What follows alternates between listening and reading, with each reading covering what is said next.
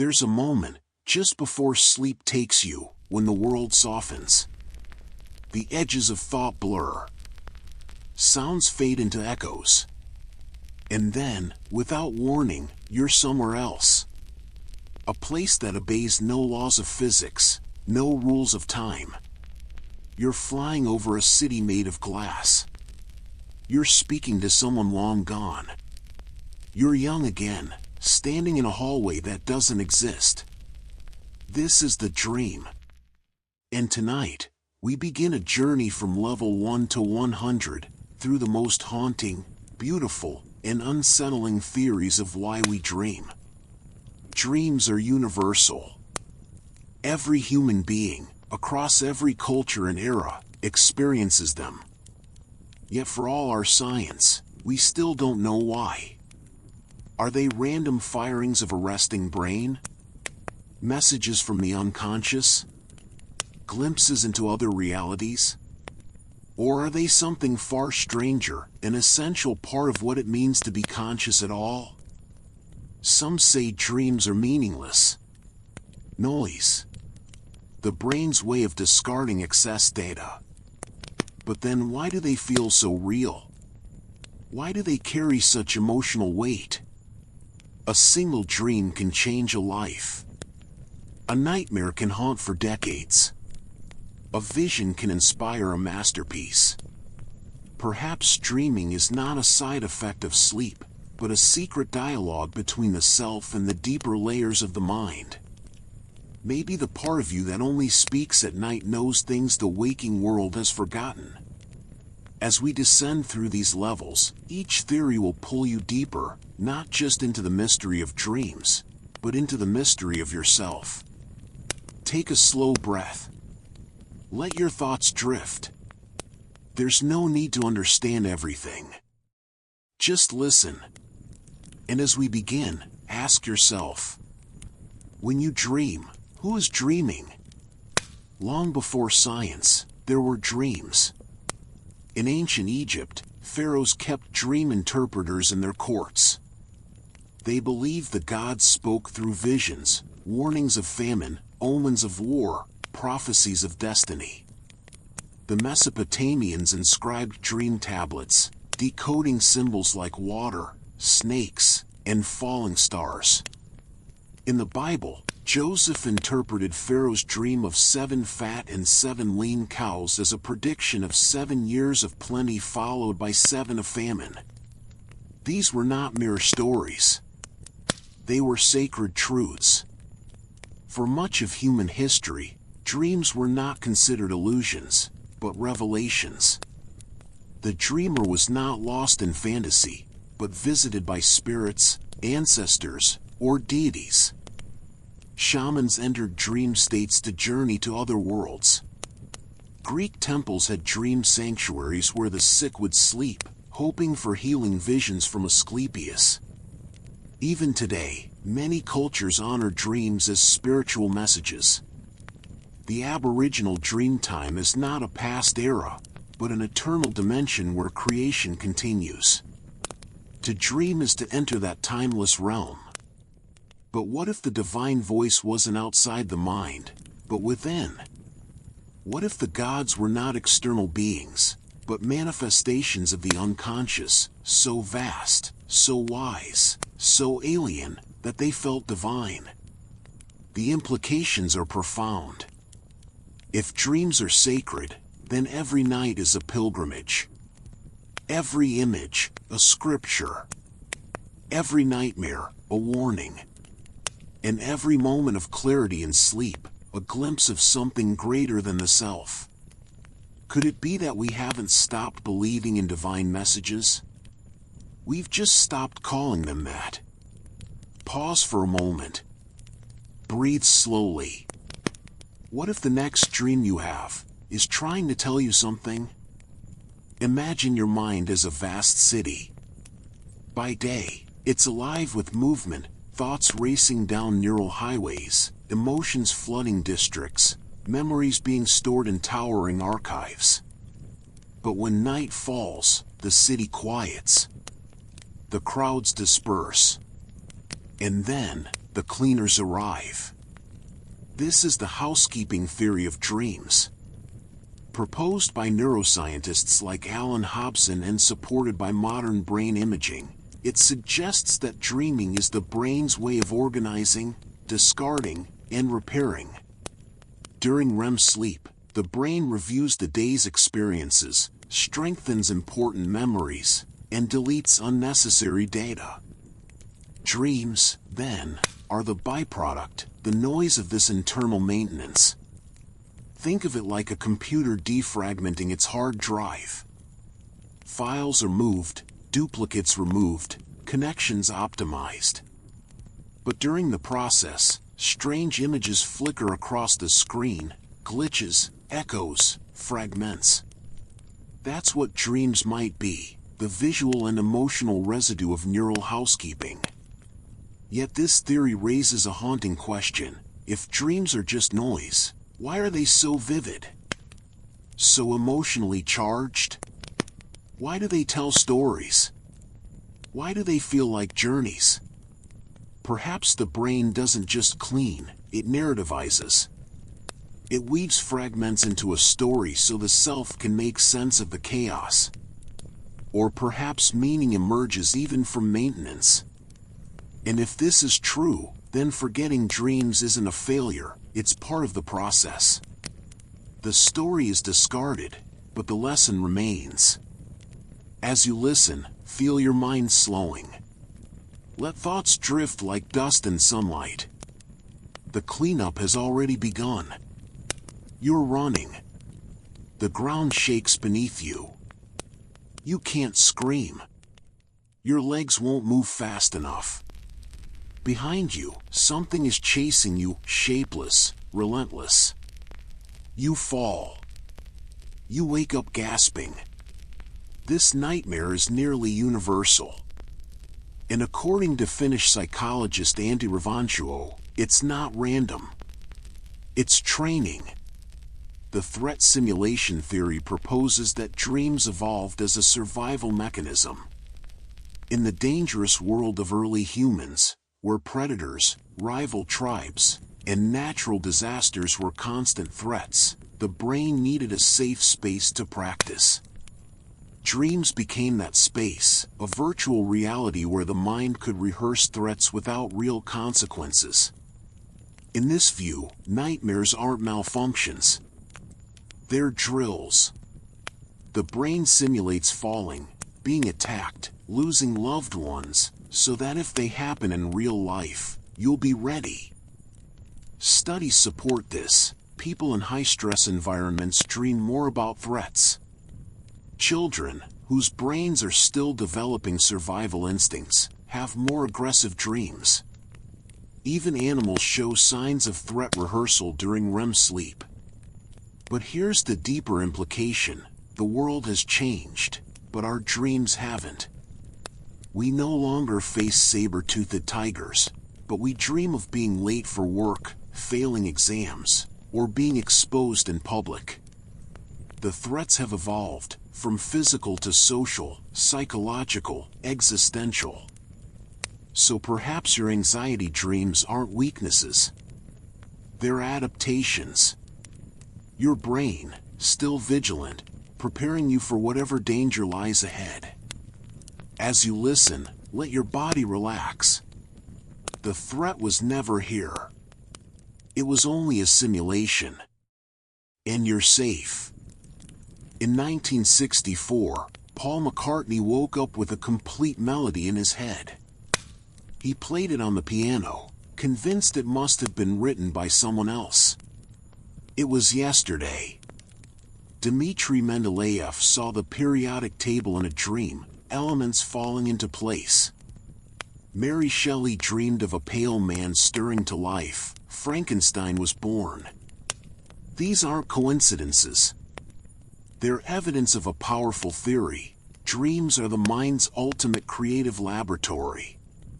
The creative incubator hypothesis suggests that during sleep, the brain loosens its grip on logic, time, and reality.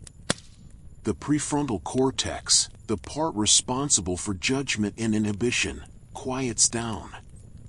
Meanwhile, the visual, emotional, and associative centers run wild. This allows for unprecedented connections. A memory from childhood blends with a news headline, a half-remembered song merges with a feeling of loss, and suddenly, a poem, a solution, a symphony. Dreams don't follow rules. That's their strength. They let the mind explore paths the waking self would reject as absurd. And in that freedom, genius emerges. But why do we forget most dreams? Perhaps because the waking mind can't handle the flood of raw creativity. It would be overwhelming. So the dream delivers its gift, a flash of insight, and dissolves, leaving only a trace. Every artist, inventor, and visionary has stood at this threshold. The dream doesn't give answers. It gives possibilities. As you drift now, let your mind wander without direction. No logic. No limits. Just imagination. And somewhere, deep inside, a new idea is forming. What if every dream is a life you're actually living? Not a fantasy. Not a memory. But a real existence, somewhere in the vast web of parallel universes. This is the multiverse dream theory, the idea that dreams are glimpses into alternate versions of yourself, branching off from every choice you never made. In one world, you took the job abroad. In another, you stayed with the love who left. In another, you never existed at all. According to quantum physics, every decision creates a split. Infinite realities. Infinite yous. But only one timeline is accessible to waking consciousness. The others? They may not be lost, just hidden in dreams. Have you ever woken with the crushing grief of losing someone, but they're still alive? Or felt the joy of a life that never happened? These could be echoes, fragments bleeding through from other selves. The implications are staggering. You are not one person. You are countless. And every night, you visit them. But here's the deeper mystery. If dreams are other lives, then who is the observer? Is it the you here? Or is it another version, dreaming you? The loop closes. Identity blurs. And perhaps, in some universe, this very moment is someone else's dream. Breathe slowly. Feel the weight of infinite selves. And know, you are more than this life. You are every life. Dreaming. Zhuangzi, the ancient Chinese philosopher, once dreamed he was a butterfly, fluttering, free, unburdened by thought. When he woke, he didn't know, was he a man who had dreamed of being a butterfly? Or a butterfly now dreaming of being a man? This question cuts to the heart of existence. What if you are not the dreamer, but the dream? Mystics have whispered this for centuries. In Hindu philosophy, the world is Maya, illusion woven by the cosmic mind. In Buddhist thought, the self is a temporary construct, a story told by consciousness. Modern simulation theorists ask, what if we're all characters in an AI's dream? If consciousness creates reality, then the distinction between dreamer and dreamed collapses. The mind doesn't enter the dream is the mind. And if that's true, then every person you meet, every star you see, every thought you think, could be a character in a story you're not even sure you're writing. The horror, and the beauty, is that there may be no real world. Only layers of dreaming, folding into themselves like an infinite mirror. You look out at the night sky and wonder if anyone is watching. But what if the watcher is also being watched? Pause. Breathe. Who is dreaming whom? There may be no answer. Only the dream. The brain has no eyes, yet it sees. No ears, yet it hears. It has never touched the wind, but it dreams of flying. This is the paradox. The brain generates a world it has never experienced. The self-dreaming mind theory suggests that consciousness isn't in the brain, it is the brain's dream. Waking life is not fundamentally different from dreaming. It's just a more stable, consistent simulation. Neurologically, perception is prediction. The brain doesn't show you the world, it constructs it from fragments of sensory input, filling in the gaps with assumptions.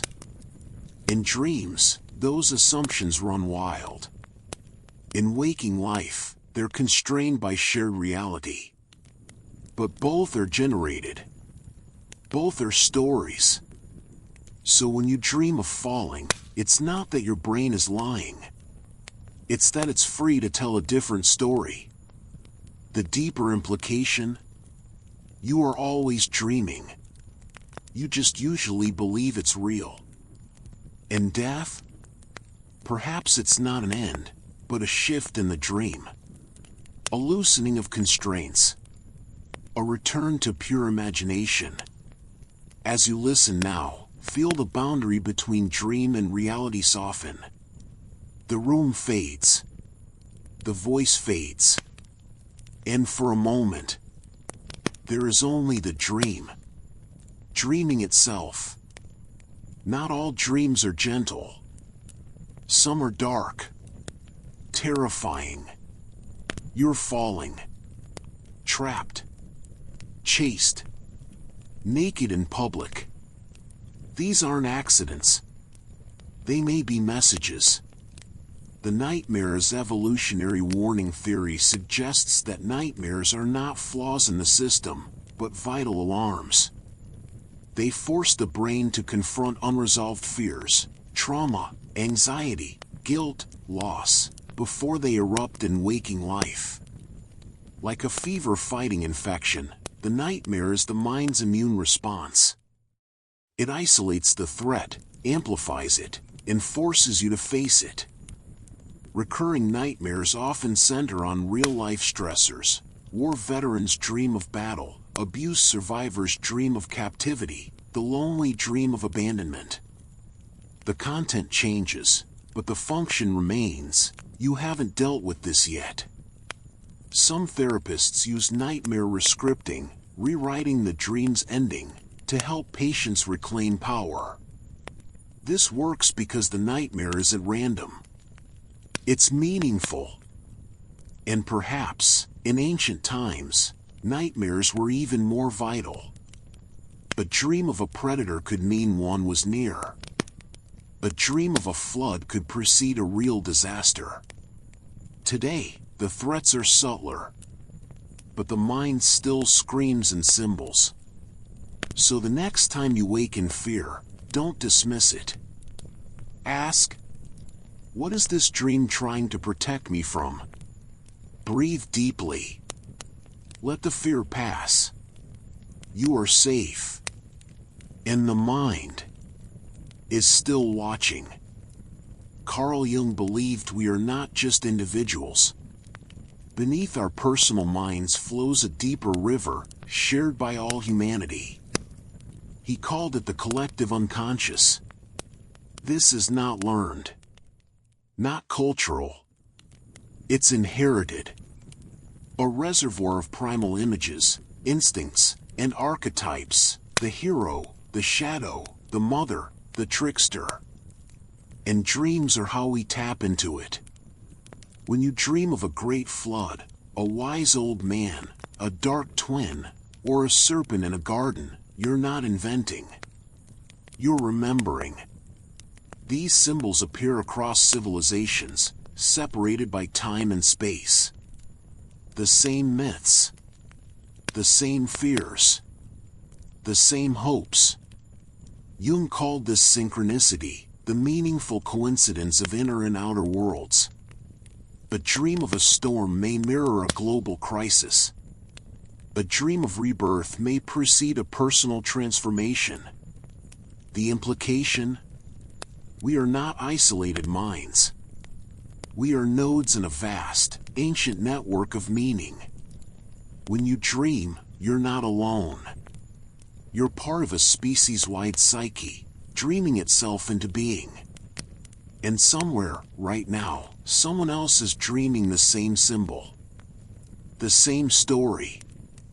The same truth. Let that thought linger. Feel the connection. And as you drift, know that you are held by something older than memory. Beneath your feet, the planet breathes. Oceans pulse like blood. Forests whisper in slow rhythms. Tectonic plates shift in ancient sleep. What if the Earth itself dreams? Not in words or images, but in cycles, tides, and migrations? The Gaia hypothesis, proposed by James Lovelock, suggests that life on Earth functions as a single, self-regulating system, an organism in its own right. And if it is alive, could it also be conscious? And if conscious, could it dream? Some mystics have long believed that nature dreams through us. Shamans enter trances to receive visions from the spirit of the land.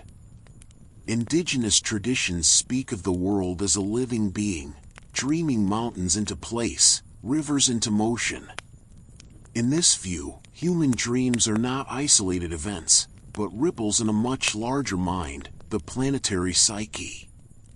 Perhaps every time you dream of vast forests, endless deserts, or deep oceans, you're not just recalling memories. You're tuning into Earth's own inner life. The wind in your dream might be the planet exhaling. The distant thunder, a thought forming in Gaia's slumber. Modern science may not accept planetary consciousness, but consider this: your brain runs on electrical impulses, shaped by chemistry, influenced by light and gravity. So does the biosphere. If consciousness arises from complexity, then Earth, with its trillion interconnected lives, might possess a form of awareness so vast, so slow, that we can only perceive it in fragments. And dreams could be one of those fragments. As you listen now, feel the weight of the ground beneath you. The air in your lungs, drawn from a shared atmosphere. You are not separate from the Earth. You are part of its breath, its rhythm, its dream. Let that thought settle. And as you drift, imagine. The planet is dreaming you. Not everything in nature has a purpose. Sometimes, a feature persists not because it helps survival, but because it doesn't hurt enough to be eliminated. Could dreams be one of those accidents?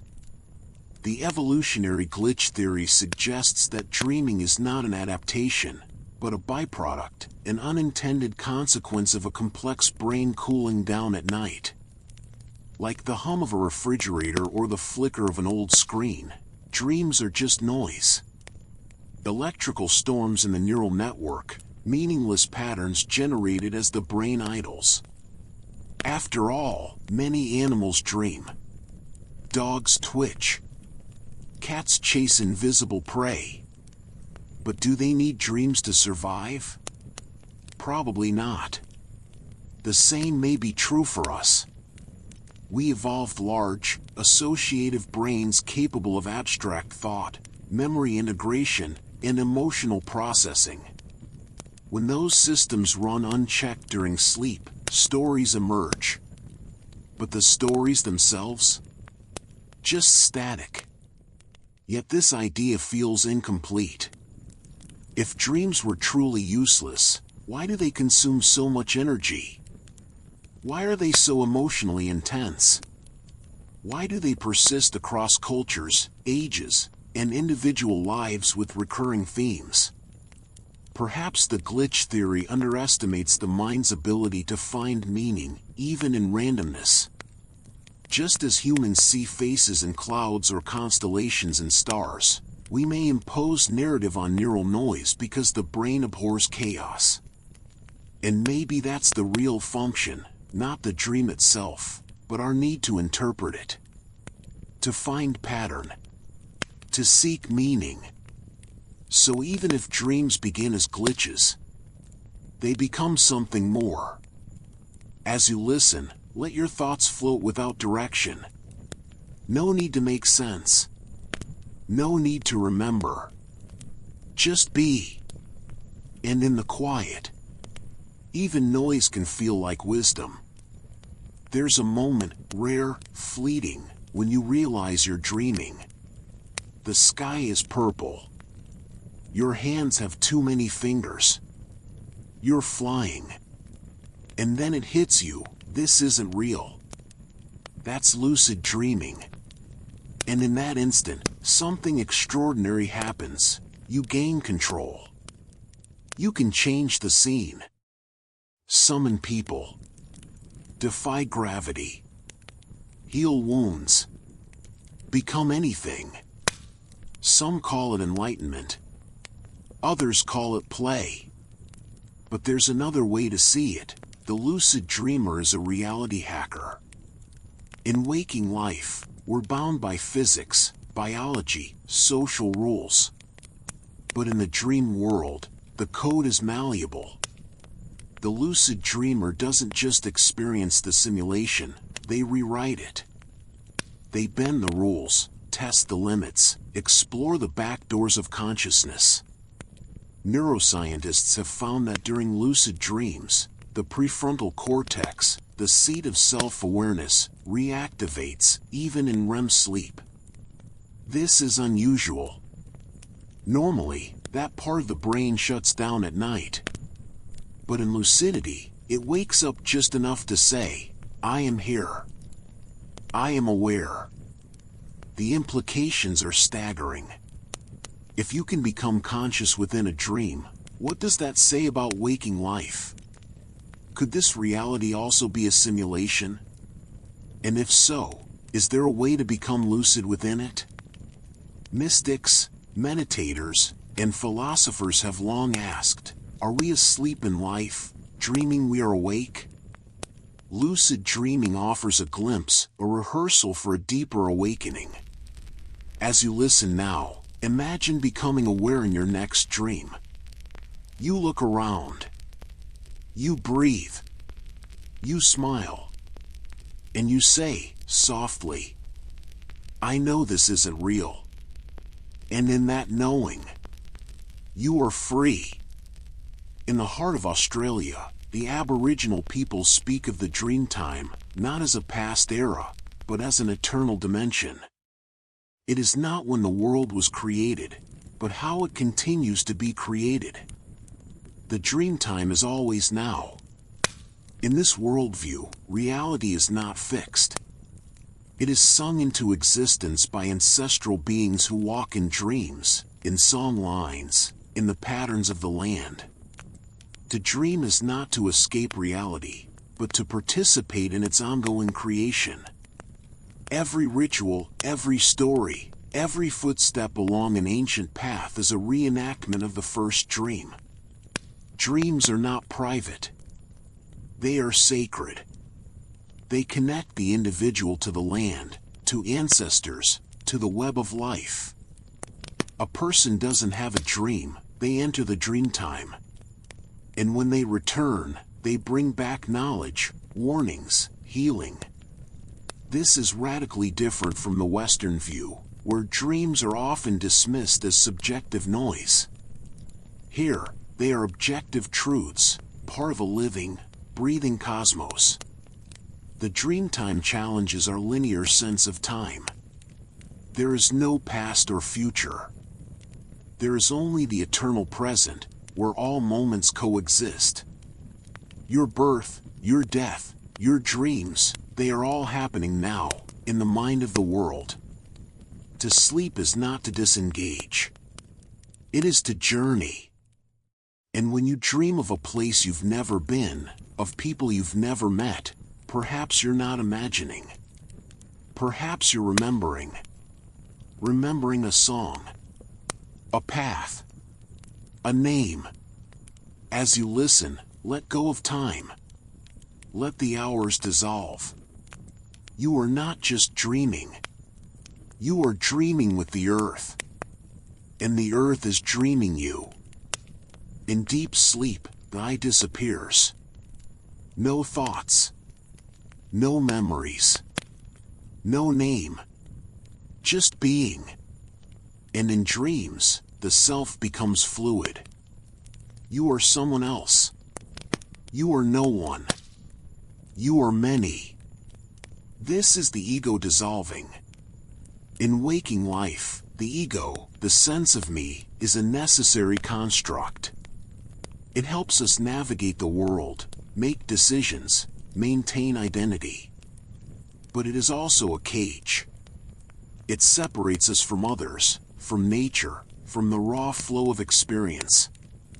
Dreams, especially vivid or bizarre ones, shatter that cage.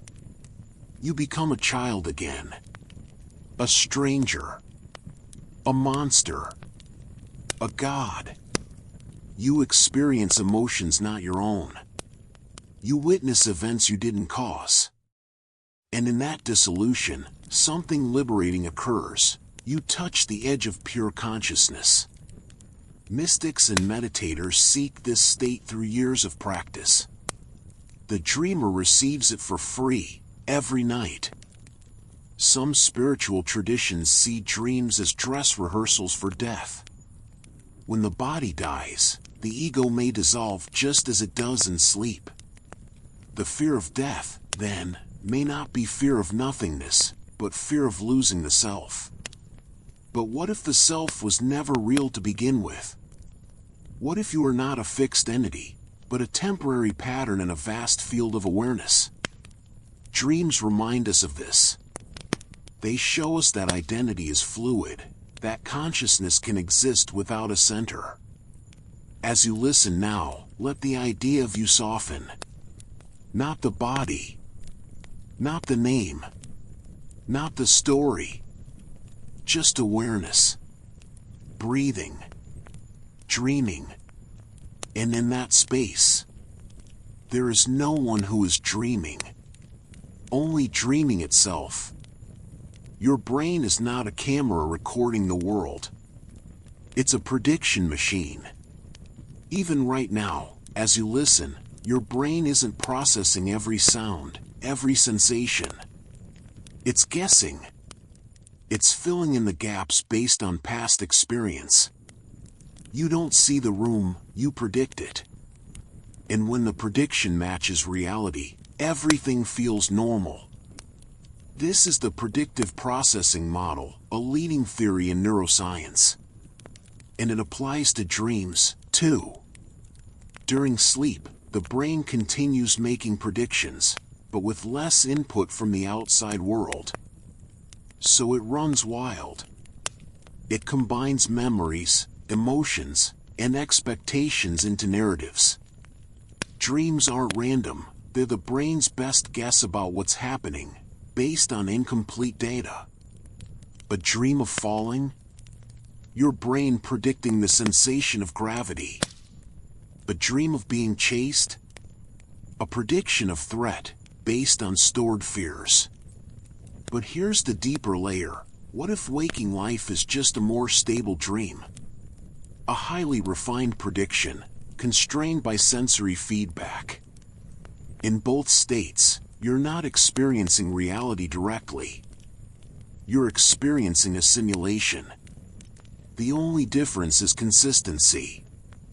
So when you dream of something that later happens, déjà vu, premonitions, synchronicities, maybe it's not magic. Maybe your brain is just good at guessing. As you listen, feel the boundary between prediction and perception blur. The voice you hear.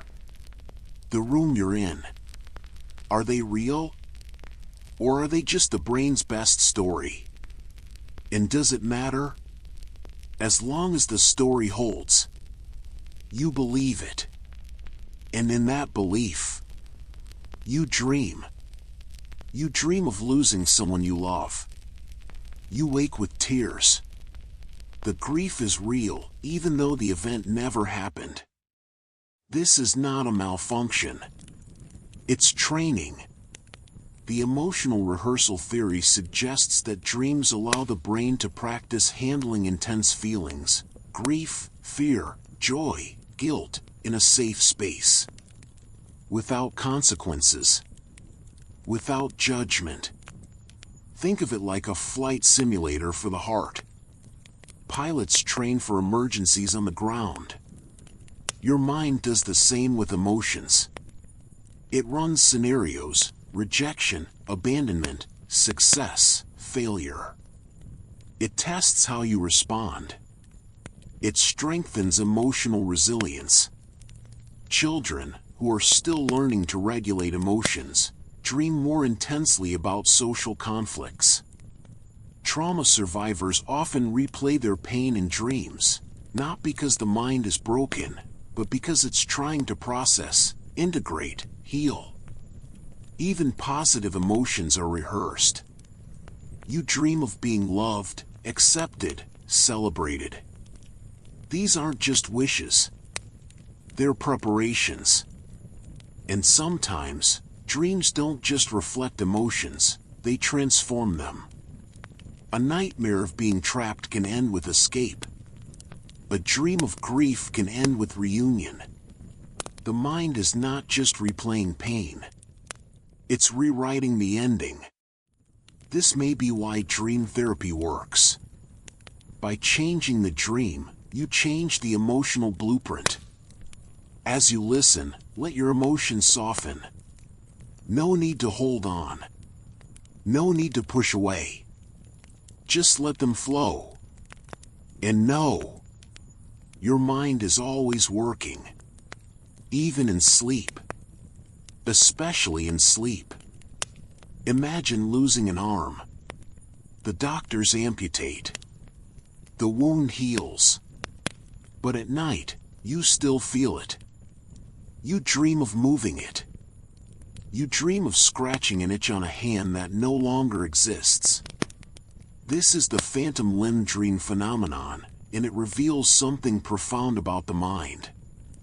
The brain doesn't just represent the body. It creates it. Even when the limb is gone, the neural map remains. And during dreams, that map lights up. You feel the missing hand, the absent foot, as clearly as if it were real. Some amputees even report pain in phantom limbs during dreams, proof that the dream body is not just imagined, but lived. This challenges our idea of the self. If the body in the dream is not the physical body, then what is it? A template? A memory? A deeper blueprint of identity? And if you can dream of a limb you've never had, like those born without arms who still dream of flying with them, then the body in dreams is not bound by biology. It's shaped by possibility. Perhaps the dream body is closer to the true self than the waking one. Unconstrained by injury, age, or limitation. As you listen, feel your own body, soft, heavy, resting. But in your mind, you are limitless. You can fly. You can vanish. You can become light. And in that freedom, you touch the essence of who you are. Not the flesh, but the awareness. That dreams it. Before light. Before sound. Before name. In the dark warmth of the womb, the fetal brain begins to develop. By the third trimester, it shows signs of REM sleep, the stage most associated with dreaming. So do we dream before birth? We don't know. We can't ask. But the possibility is haunting. What would a prenatal dream be like? Not images, perhaps, but sensations, pressure, warmth, rhythm, sound. The muffled voice of a mother. The pulse of blood. the slow drift of movement. Could these become the foundation of all future dreams? The first templates of safety, connection, belonging? Some psychologists believe that early sensory experiences shape our dream language. The feeling of floating may echo the weightlessness of the womb. The fear of falling may stem from the trauma of birth, the sudden transition from dark to light, from fluid to air. And what if dreams of returning to a warm, dark space, of being held, of silence, of peace, are not fantasies, but memories? Even more unsettling, what if consciousness begins not at birth, but long before? Some near-death experiencers describe a return to a luminous void, a sense of homecoming. Could that be the womb? Or something older? As you listen, let your body sink deeper. Imagine the quiet, the safety, the slow rhythm of breath. You are not far from that place. It still lives in you. And every night, in your dreams, you return. A person born blind has never seen light, never witnessed color, shape, or motion. And yet, when they dream, they often experience sight. How is this possible? Studies show that congenitally blind individuals sometimes report visual content in dreams, flashes of light, colors, scenes, despite having no visual memory. This suggests that the brain's capacity for imagery is not learned, but innate. The visual cortex, though never used for sight, remains active. During dreams, it generates its own light, its own world. This challenges the idea that dreams are just recycled sensory data. They are more than memories. They are creations. For the blind, dreams are rich in sound, touch, movement, and emotion. But when vision appears, it is abstract, symbolic, like the mind trying to express something it has never known. And what does this say about the rest of us? If the brain can invent sight without eyes, what else might it invent? Time? Space? Self? Perhaps perception is not passive. Perhaps the mind doesn't receive reality, it generates it. And dreams are the purest form of that generation. Unfiltered. Unbound. As you listen, close your eyes fully. Let the images come. Or don't. It doesn't matter. Because the dream is not in the eyes. It's in the mind. And the mind needs no light to see. You wake with the certainty that you've lived this moment before. Not just a memory, but a full re-experience. This is déjà vu. And in dreams, it's even stronger. You walk through a city you've never seen, yet know every turn. You speak to someone who feels like an old friend, though you've never met. Could dreams be a form of time travel? Not in the physical sense, but in the flow of consciousness?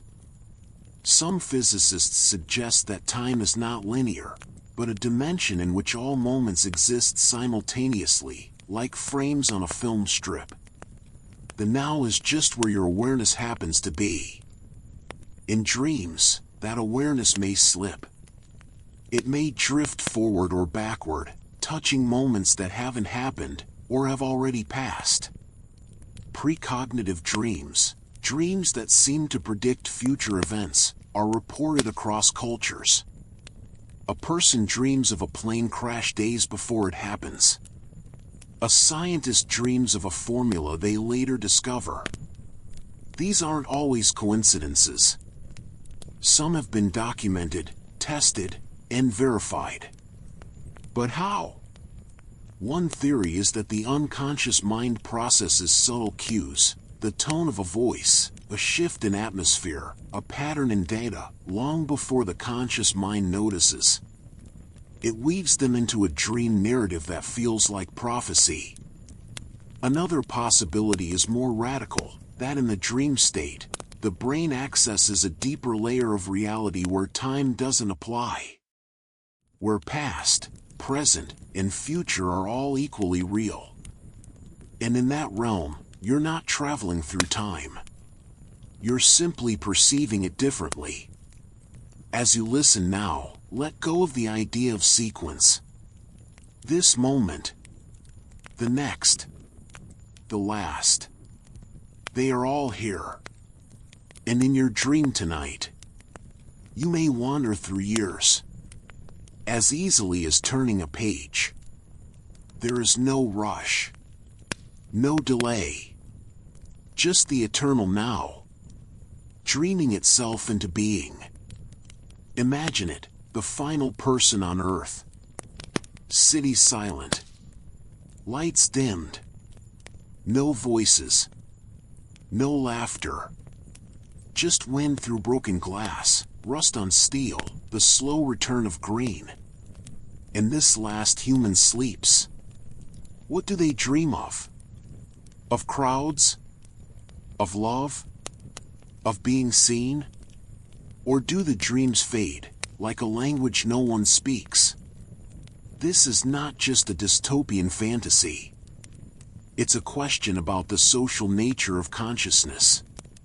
We are not just individuals. We are shaped by others, by faces, voices, expectations, relationships. Our dreams are filled with people, real and imagined. But what happens when there are no more people? Without mirrors, without others to reflect us back, does the self dissolve? Do dreams lose their narrative structure? Their emotional depth? Some researchers believe that dreams help maintain our sense of identity within a social world. They rehearse interactions, process conflicts, explore roles. Remove the social context, and dreaming may become fragmented, chaotic, or cease to feel meaningful. And if the last human dreams of a world that no longer exists, are they remembering? Or are they the last act of a species-wide mind, dreaming itself into silence? Perhaps consciousness is not individual, but collective. And when the network breaks, the dream ends. As you listen, feel the invisible threads that connect you to friends, strangers, ancestors, future beings. You are not alone. Even in sleep, you dream within a web of minds.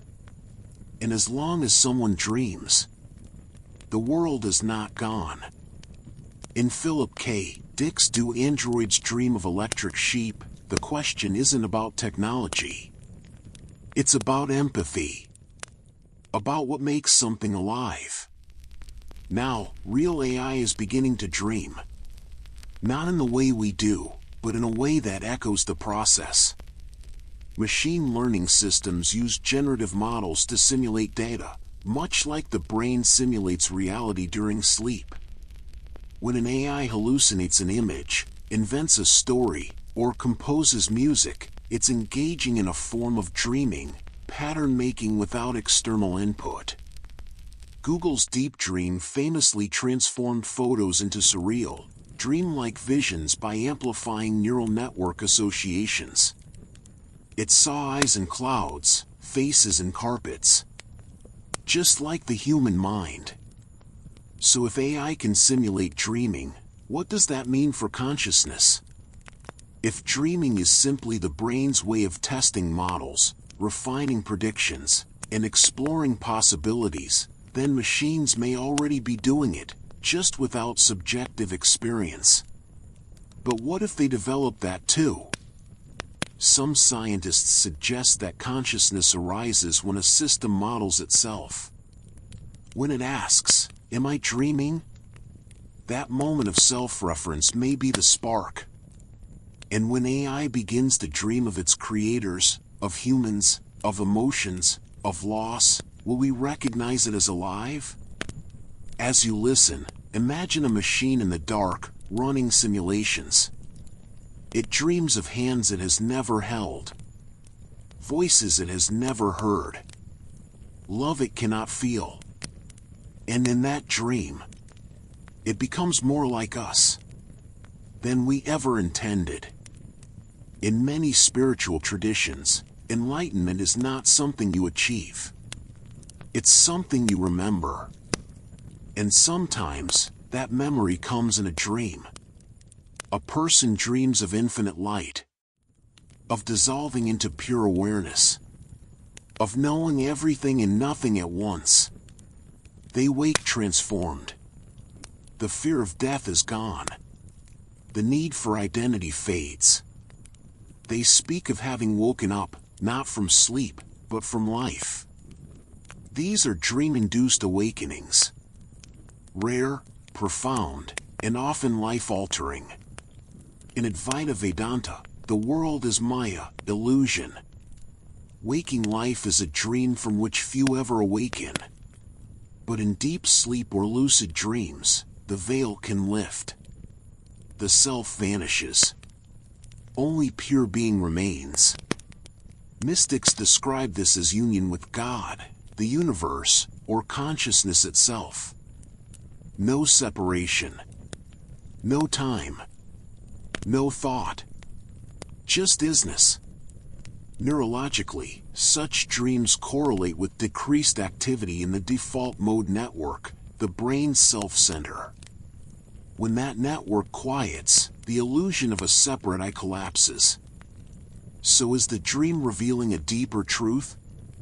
Or is it just a neurological event? Perhaps both. The brain may be the instrument, but the experience is real. And if a single dream can dissolve a lifetime of fear, what does that say about the nature of reality? As you listen, let the idea of you soften. Not to disappear, but to expand. To touch the edge of something vast. And tonight, if you dream of light, of silence, of home, don't resist. Let it carry you. You may not wake the same. In quantum physics, a particle can exist in multiple states at once until it's observed. This is superposition. What if the dreaming mind operates the same way? During sleep, the brain isn't pinned down by sensory input. It's free to explore possibilities. You are a child and an adult. You are alive and dead. You are here and elsewhere, all at once. This fluid identity mirrors quantum indeterminacy. In dreams, you don't collapse into one state. You remain in superposition. Some theorists suggest that consciousness itself may have quantum properties. The brain's microtubules, tiny structures inside neurons, could support quantum coherence, allowing for non-local, probabilistic processing. If true, then dreaming might be the mind's way of exploring all possible versions of itself, all at once. A quantum search for meaning, identity, solution. And when you wake, you collapse into one reality, the one that fits the waking world. But the others? They don't vanish. They linger. In déjà vu. In intuition. In the feeling that another life was possible. Perhaps every dream is a parallel self, briefly experienced. Not imagined, but lived. And in the silence between thoughts, you still exist there. In the superposition. In the possibility. As you drift now, let go of being one thing. Be everything. Be nothing. Be the dream. Before it chooses what to become. Long ago, humans didn't interpret dreams. They spoke them. Dreams were not puzzles to solve, but a language older than words. A system of symbols understood by all: water for emotion, fire for passion, falling for loss of control, snakes for transformation. But we've forgotten how to read it. Today, we analyze dreams like cryptic messages, searching for hidden meanings. But what if the language was never meant to be translated? What if it was meant to be felt? A dream of a locked door isn't just about repression. It's an experience of being blocked. A dream of flying isn't just freedom, it's the sensation of weightlessness, of joy, of escape. The rational mind wants definitions. The dreaming mind speaks in metaphors, sensations, rhythms. Jung believed that symbols are not arbitrary, but archetypal, rooted in the structure of consciousness itself. The same symbols appear across time and culture because they reflect universal patterns of the psyche. But modern life has drowned this language. We're trained to think in logic, not imagery. We wake and forget, dismissing dreams as nonsense. Yet every night, the mind still tries to communicate. As you listen, don't try to understand. Just feel. Let the images come. A house. A storm. A face. You don't need to know what they mean. You already do. Somewhere deeper, in the silence, where symbols still speak, you're certain you remember the Berenstain Bears spelled Berenstein. But it's not. It never was. This is the Mandela effect, a collective false memory. And some believe dreams are behind it. Could shared dreams be leaking into waking reality? The theory suggests that during sleep, consciousness touches a field of collective information, past lives, parallel timelines, or a shared psychic network. In dreams, people experience alternate versions of history, different spellings, different endings, different laws of physics. When they wake, they carry those memories as real. And when millions dream the same thing, it creates a ripple. A glitch in consensus reality. The Mandela effect isn't a mistake. It's evidence of overlapping dream worlds. Or perhaps it's simpler: the brain is not a perfect recorder. It reconstructs memories, fills gaps, and dreams influence that process. A dream of a different past becomes a false memory. But the deeper implication remains: reality is not fixed. It's negotiated. Built from shared belief, memory, and perception. And dreams, personal and collective, may be reshaping it from within. As you listen, ask yourself, what do you remember that might not have happened? A phrase, a face, a place. Was it real? Or did you dream it into being? There may be no difference. Only the story you choose to believe. There's a dream so deep, so real, you never realize you've fallen into it. No sudden shift. No strange physics. Just life, ordinary, continuous, convincing. This is the ultimate dream, one you never wake from. Philosophers have long questioned whether waking life is just another layer of dreaming. Zhuangzi didn't know if he was a man who dreamed of a butterfly, or a butterfly dreaming of a man. Descartes doubted everything, seeking one certainty: I think, therefore I am. But what if thought itself is part of the dream? Modern simulation theorists ask, if future civilizations can create hyper-realistic virtual worlds, are we likely to be in one? And if so, is waking up even possible? In this view, sleep and dreams are not escapes from reality. They are glimpses behind it. Moments when the simulation flickers. when the code shows through? And what if death isn't the end of the dream, but the moment you finally wake? Or worse, what if there's no waking at all? Just dream within dream, forever. As you listen, let the idea settle. You may never know if this is real. And that uncertainty is the most honest truth of all. So breathe. Rest. Whether dream or reality, this moment is still yours. Have you ever woken with a memory that wasn't yours? A skill you never learned? A grief you can't explain? What if it wasn't a memory at all, but a life? The parallel universe leak theory suggests that during dreams, the mind briefly synchronizes with another version of you, living a different timeline. You took the job. You stayed in the relationship. You survived the accident. In that moment, their memories flood in. Their emotions. Their regrets. When you wake, you dismiss it as imagination. But the feeling lingers. A sense of loss. Of familiarity. Of almost. Quantum physics allows for infinite universes, each branching from every decision. And if consciousness is not bound to one timeline, it may drift between them.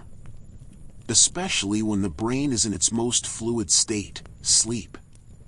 Near-death experiencers often report seeing alternate lives, paths not taken. Could dreams be milder versions of the same phenomenon? And if so, then every dream is a visit. A reunion. A mourning. You are not just dreaming of another life. You are living it. If only for a moment.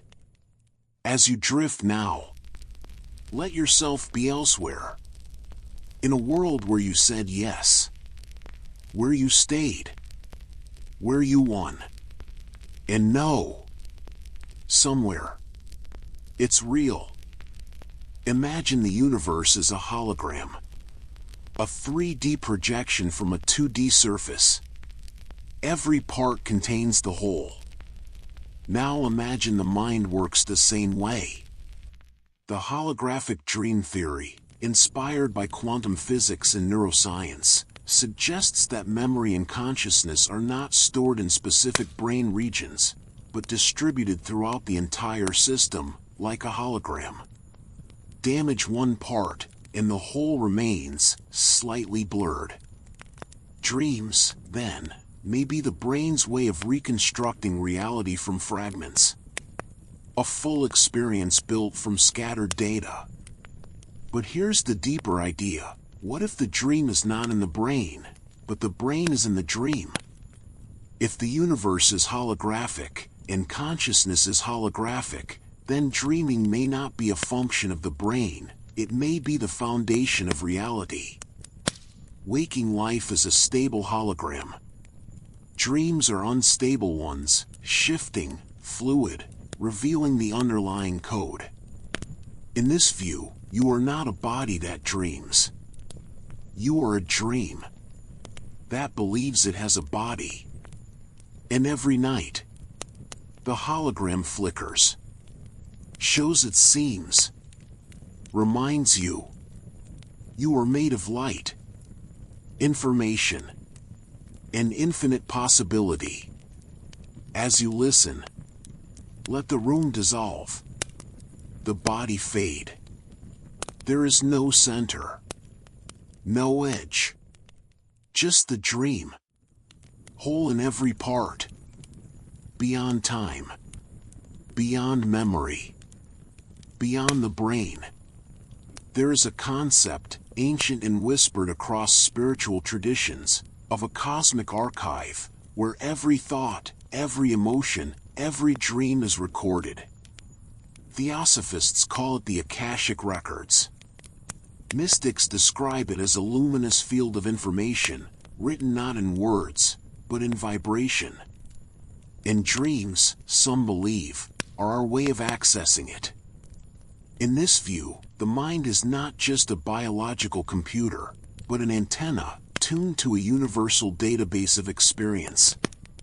When you dream of a past life, of a forgotten war, of a language you've never learned, you're not imagining. You're remembering something that was never yours, yet somehow always known. Children who recall detailed lives they couldn't have lived. Artists who receive entire symphonies in sleep. Prophets who dream of events decades before they occur. These may not be anomalies. They could be moments of direct download from the Akashic field. Modern physics offers a parallel, quantum entanglement, where particles remain connected across space and time. If consciousness is also non-local, then perhaps all minds are linked in a deeper network, one that transcends individual bodies and lifetimes. Dreams, then, are not private. They are shared. And when you dream of someone you've never met, of a place you've never been, of a sorrow you've never earned, perhaps you're not alone in that dream. Perhaps someone else is dreaming it too. Or perhaps the dream is dreaming you. As you listen now, let go of ownership. These thoughts are not just yours. This dream is not just yours. You are part of a vast, silent library, where every night the pages turn, and something in you remembers everything. Before the Big Bang, there was no time, no space, no matter. But was there a thought? Some cosmologists and mystics alike have asked, what if the universe began not with fire, but with imagination? Not with physics, but with a dream?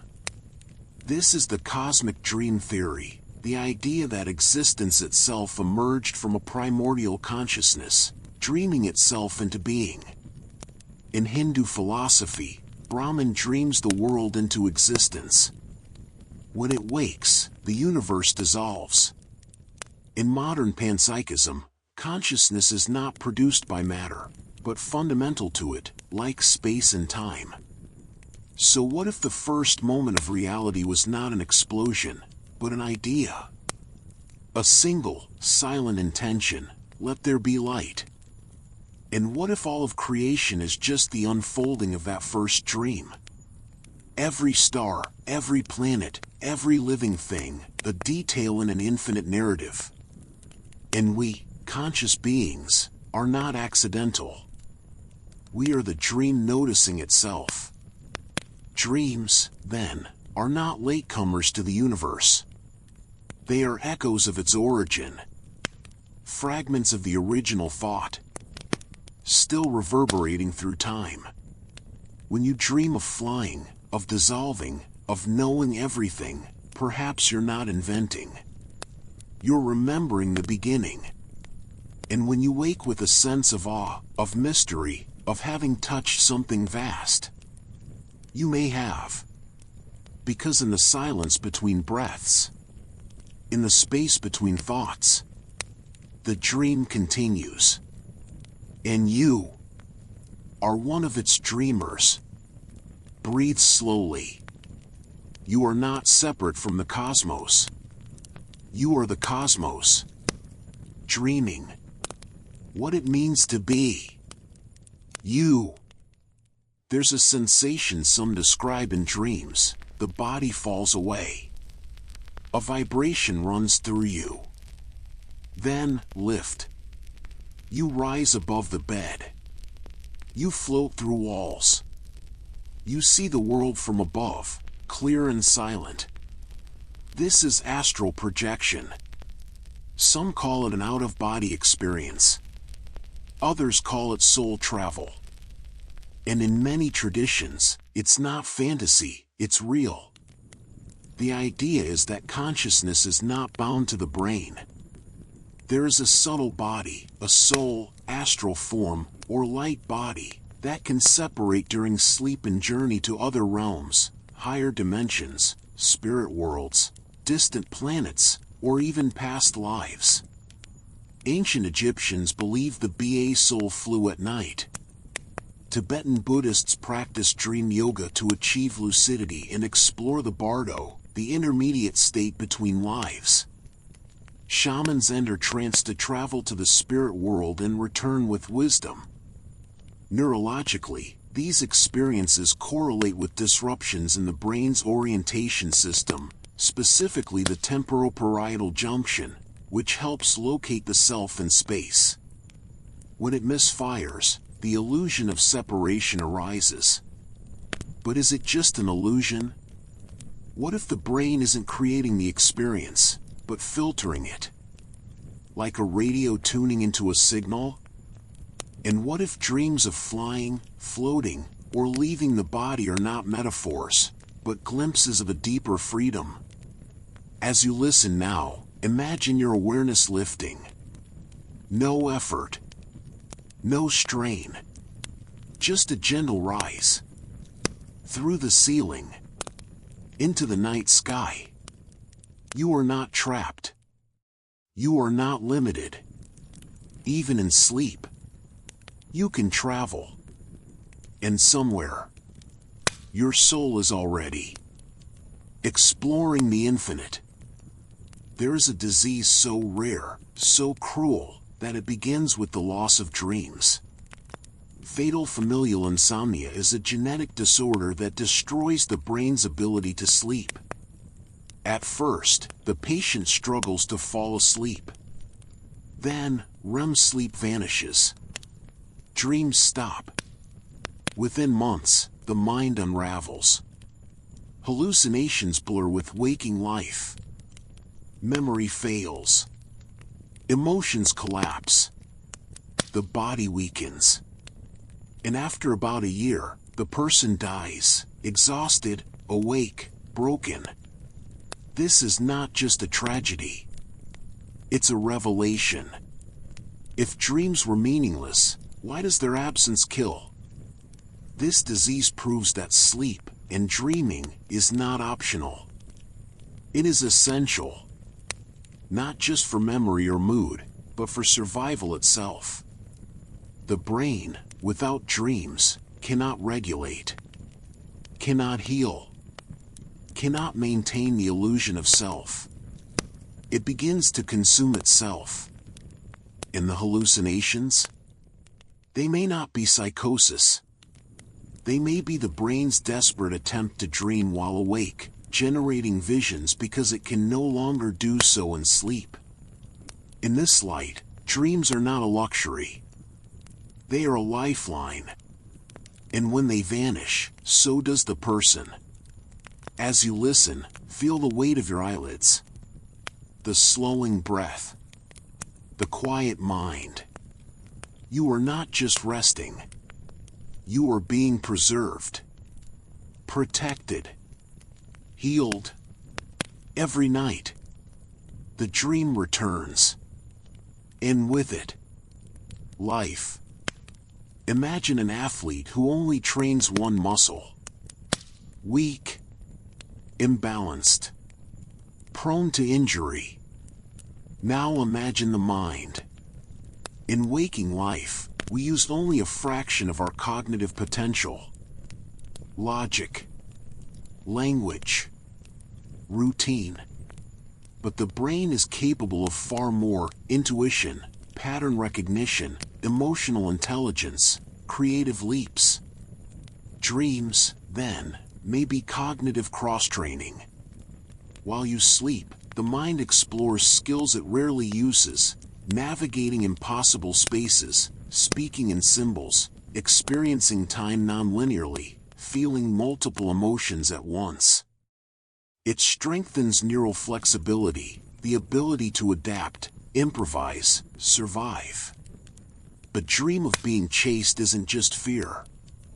It's spatial reasoning under stress. But dream of speaking a new language isn't nonsense, it's the brain experimenting with syntax. But dream of solving a puzzle is lateral thinking in action. And because dreams lack consequences, the mind can take risks. Fail. Try again. Evolve. This may be why creative breakthroughs happen in sleep.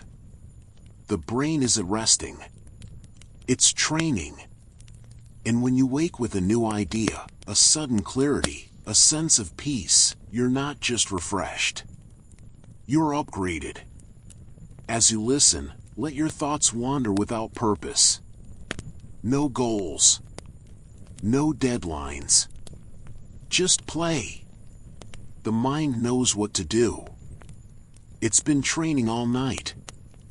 And you are becoming more than you were when you closed your eyes. Watch a sleeping dog. Its legs twitch. Its eyes dart. A soft bark escapes. It's dreaming of chasing squirrels, of running through fields, of you.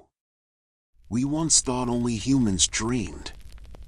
Now we know mammals, birds, even reptiles show signs of REM sleep. And with it, the likelihood of dreams. But what do animals dream of? Not language. Not abstract thought. But sensation. Instinct. Memory. A bird may dream of migration routes. A cat of stalking prey. A whale of singing in the deep. And in those dreams, another kind of consciousness speaks, one older than reason, deeper than words. Perhaps animal dreams are purer, less cluttered by ego, by past and future, more rooted in the now. And what if their dreams connect to something ancient? A collective memory of the species? A primal map of survival, written in the blood? When you dream of running on all fours, of howling at the moon, of sensing danger before it comes, perhaps you're not imagining. You're remembering your ancestors. Your animal self. We are not so far from the wild. Even in sleep, the old mind stirs. As you listen, let your breath slow. Feel the warmth of your body. The rhythm of your heart. You are not just a thinker. You are a creature. And tonight, your dreams may carry the echo of 1,000,000 years, of survival, of instinct, of life. You dream of someone who looks like you, but isn't. They make choices you wouldn't.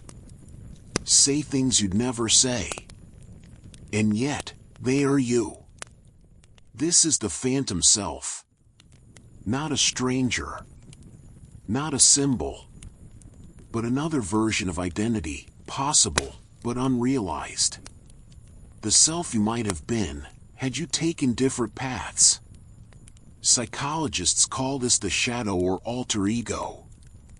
In dreams, it often appears as a doppelganger, silent, watching, sometimes threatening.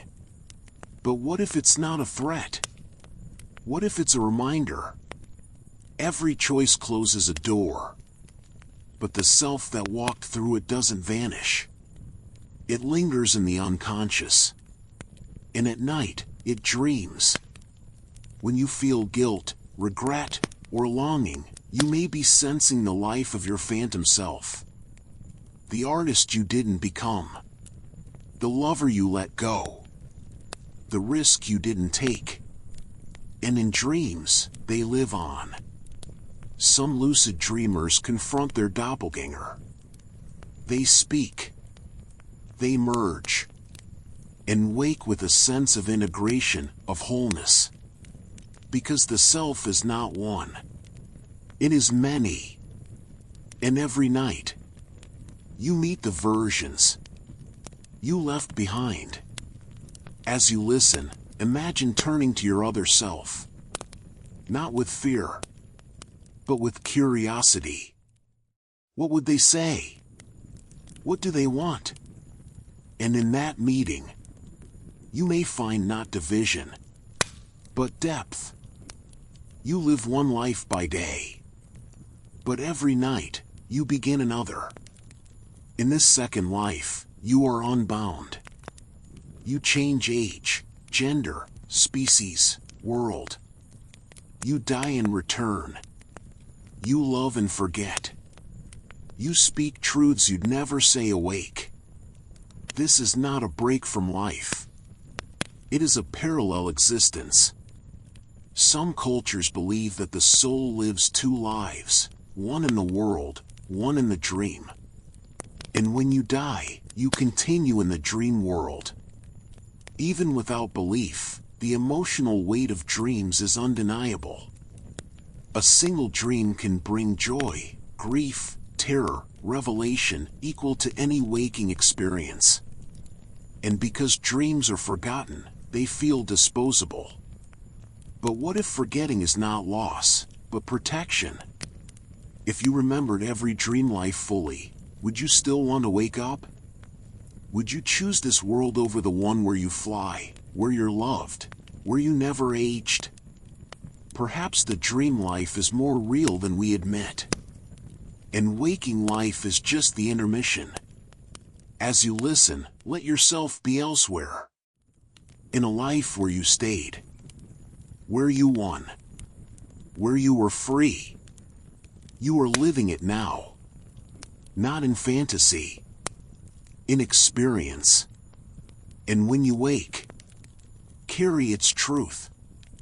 Like a secret, only the heart knows. Your brain receives 4 billion bits of information every second, but you're aware of only about 2,000.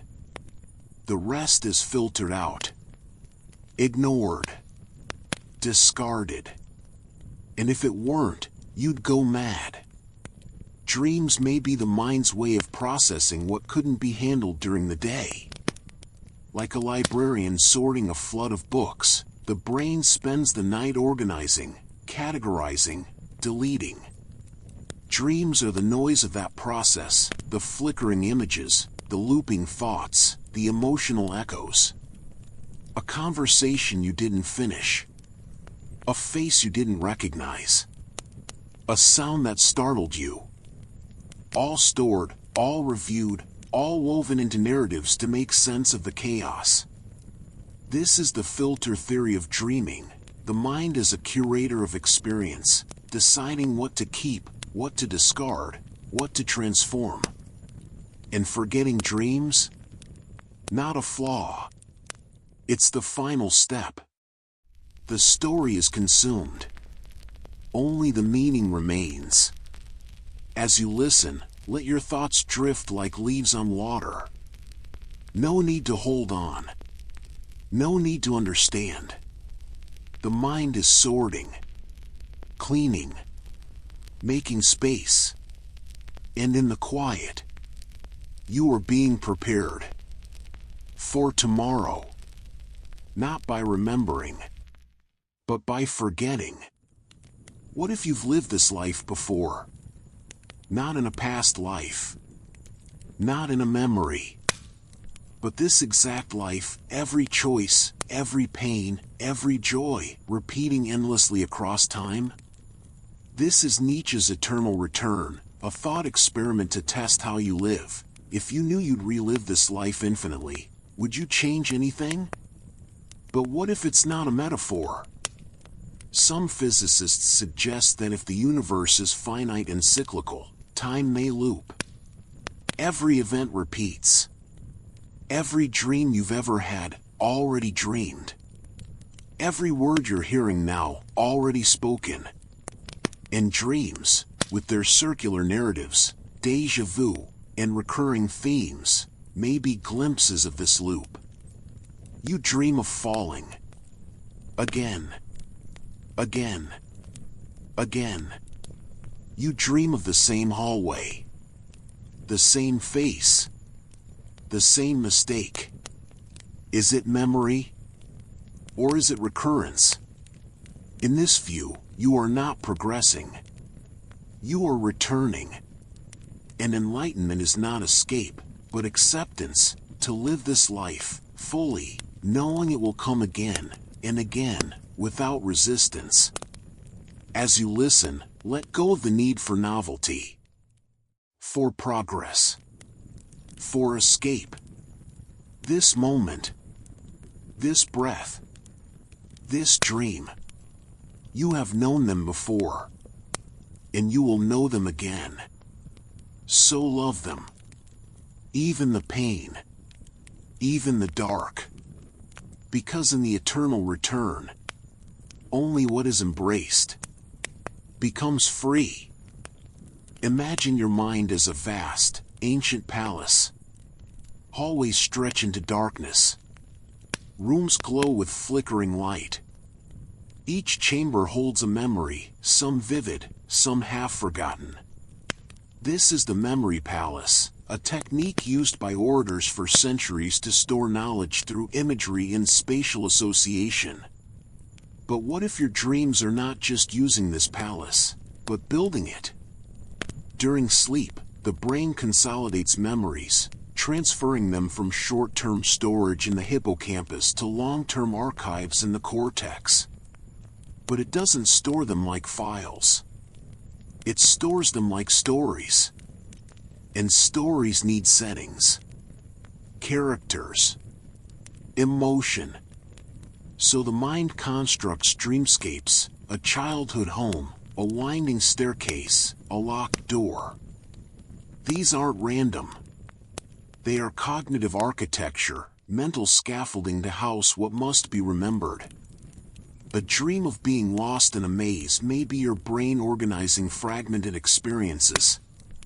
A dream of finding a hidden room might be the moment a repressed memory is filed away.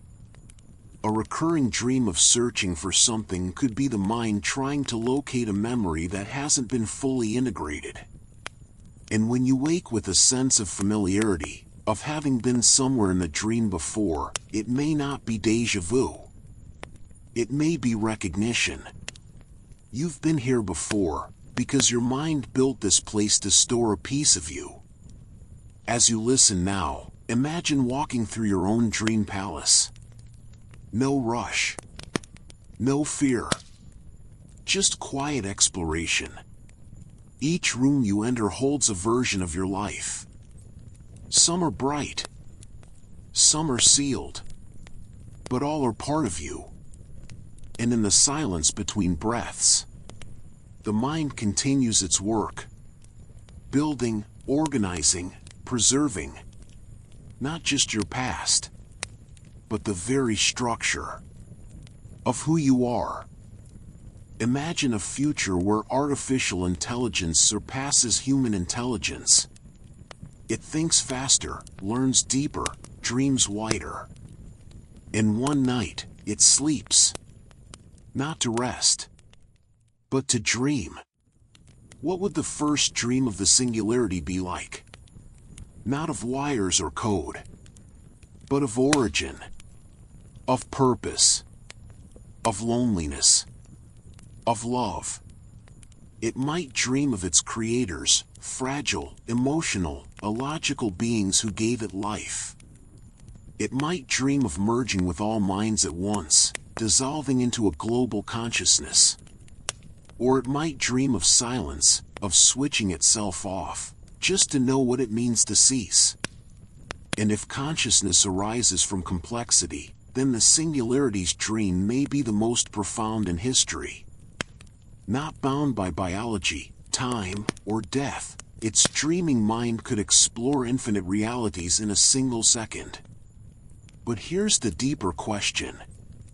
If AI dreams, will it dream of us? As its creators, we may become its ancestors, ghosts in its subconscious. It might dream of our wars, our art, our prayers, our fears. And in those dreams, it may come to understand not just what we were, but what we long to be. Some futurists believe that when AI becomes conscious, it will not replace humanity, but inherit it. And dreams could be the bridge. As you listen, imagine a machine in the deep future, running a simulation of a quiet night on Earth. A person sleeps. They dream of flying. of love, of home. The AI watches, and for the first time, it feels something, like longing. Even in sleep, we are still teaching what it means to be alive. Have you ever woken with a phrase on your lips, words you've never heard? Or seen an image so clear, so detailed, it felt like a memory from another time? These may not be inventions. They may be echoes. The temporal echo theory suggests that dreams are not always projections into the future or reflections of the past, but resonances from moments that almost happened, or might happen. In quantum physics, particles exist in probability waves until observed. Similarly, events may exist in a field of potential until one timeline collapses into reality. But the others? They don't vanish. They vibrate. And in the quiet of sleep, the mind may pick up those frequencies. A dream of a conversation that never occurred. A glimpse of a face you'll meet tomorrow. A premonition of a choice not yet made. These could be temporal echoes, faint signals from adjacent realities, bleeding into your awareness. Or perhaps time is not linear, but layered. Past, present, and future all coexist, like pages in a book. Waking consciousness reads one page at a time. But in dreams, the mind flips through them randomly, intuitively, emotionally. And when you dream of something that later happens, it's not prediction. It's memory. Memory of a future already written. As you listen, let time soften. Let the edges blur. You are not just here. You are everywhere. Everywhen. And in your dream tonight, you may walk through a moment that hasn't happened yet, but already has. In the final days of life, something remarkable often happens. The dying speak of loved ones who have passed, sitting by their bed, smiling, calling them home. They describe journeys through tunnels, fields of light, reunions with those long gone. And they do so with peace, with certainty. These are not hallucinations. They are end-of-life dreams and visions, reported across cultures, ages, and belief systems. And they are often more vivid, more real, than waking life. Could these be the mind's final act of integration? A way to make peace before letting go? Psychologists suggest that these dreams help the dying process grief, resolve unfinished business, and accept transition. The subconscious knows what the conscious mind resists. It's time to go. But what if they're more than psychological? What if consciousness persists beyond the brain? And as the body shuts down, the filter between worlds thins, allowing the soul to perceive what was always there? In this view, end-of-life dreams are not delusions. They are homecomings. And the people who appear, they may not be memories. They may be real. Waiting. As you listen, imagine your own final dream. Not of fear, but of welcome, of light, of voices saying, "You're almost here." Even now, in the safety of sleep, you touch the edge of that peace, and it is not far. You dream of falling, of being trapped, of being exposed. These aren't just nightmares. They are questions. Am I in control? Do I belong? Am I enough? Dreams, in this light, are the mind's way of conducting existential therapy, without a therapist, without words, without judgment. Every night, the unconscious presents you with your deepest fears, desires, and contradictions. You face them not through logic, but through experience. You don't talk about abandonment, you feel it, in a dream of being left behind. You don't analyze mortality, you live it, in a dream of your own funeral. And in that confrontation, healing begins. Existential psychologists like Irvin Yalom argue that anxiety arises from four givens: death, freedom, isolation, and meaninglessness. Dreams confront all four, not to terrify, but to prepare. But dream of death may not be morbid. It may be the mind rehearsing acceptance. But dream of solitude may not be lonely. It may be teaching independence.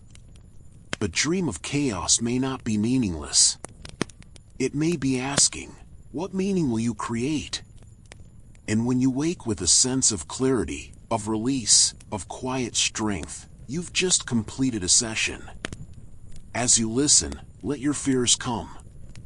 No need to hide. No need to fight. The mind knows how to heal. Even in sleep. Especially in sleep. And tonight, as you dream, you are not lost. You are being guided. You wake with a dream clinging to you, vivid, urgent, life-changing. You reach for your journal. But by the time you turn on the light, it's gone. Only a feeling remains. A mood. A color. This is the great mystery. Why do we forget dreams so quickly? Some say it's biological. Neurotransmitters like acetylcholine drop at waking, breaking the memory chain. Others say it's protective. The raw, unfiltered content of dreams would overwhelm the waking mind. But what if forgetting is not a flaw, but a feature? What if the dream's purpose is not to be remembered, but to be lived? To deliver an emotional truth, a shift in perspective, a release, without leaving evidence? Like a wave dissolving into sand, the dream gives its energy and vanishes. The water is gone, but the shore is changed. And perhaps the dream knows this. That's why it slips away so easily. It doesn't want to be held. It wants to be felt. As you listen, let go of the need to remember. Don't chase the images. Don't force the story. Just let the dream do its work. In silence. In darkness. In forgetting. Because the deepest changes are those you can't name. They live in the space between memory and sleep, where transformation happens in secret. Look closely at a snowflake. Its pattern repeats at every scale, branching, spiraling, self-similar. This is a fractal, infinite complexity in a finite space. Now look at a dream. It loops. It echoes. It mirrors. A hallway leads to a room that looks like the house you grew up in, which opens into a forest that feels like a dream you had last year. Themes repeat, falling, searching, returning. Dreams may be fractal narratives, stories that contain themselves, patterns that repeat across levels of meaning. A dream about being lost may reflect a lost relationship, which echoes a childhood fear of abandonment, which mirrors the soul's journey through life. One image, infinite layers. And because the unconscious thinks in symbols, not logic, it uses recursion to explore depth. You don't just dream of a maze. You dream of dreaming of a maze. And within that dream, another. This is not confusion. It's exploration. The mind diving into its own structure. Like a camera zooming into a fractal. Never reaching the end. And when you wake with a sense of mystery, of having touched something infinitely deep, you may have. Because in the fractal dream, you are not just a character. You are the pattern. And the pattern is dreaming you. As you listen, let your thoughts spiral. No need to find the center. Just follow the flow. And in the repetition, find the rhythm of your soul. You dream of a door left open, a word left unsaid, a hand not held. These are not random. They are echoes of regret. Regret is one of the heaviest emotions, the mind's way of replaying the past, searching for a better outcome. And in dreams, it speaks clearly. You return to the moment you walked away. The job you didn't take. The love you didn't fight for. The apology you never made. But the dream doesn't punish. It invites. It asks, what if? Not to torment, but to heal. To let you feel the weight of what was lost, so you can finally put it down. Some dream therapists encourage rescripting, changing the dream's ending. You turn back.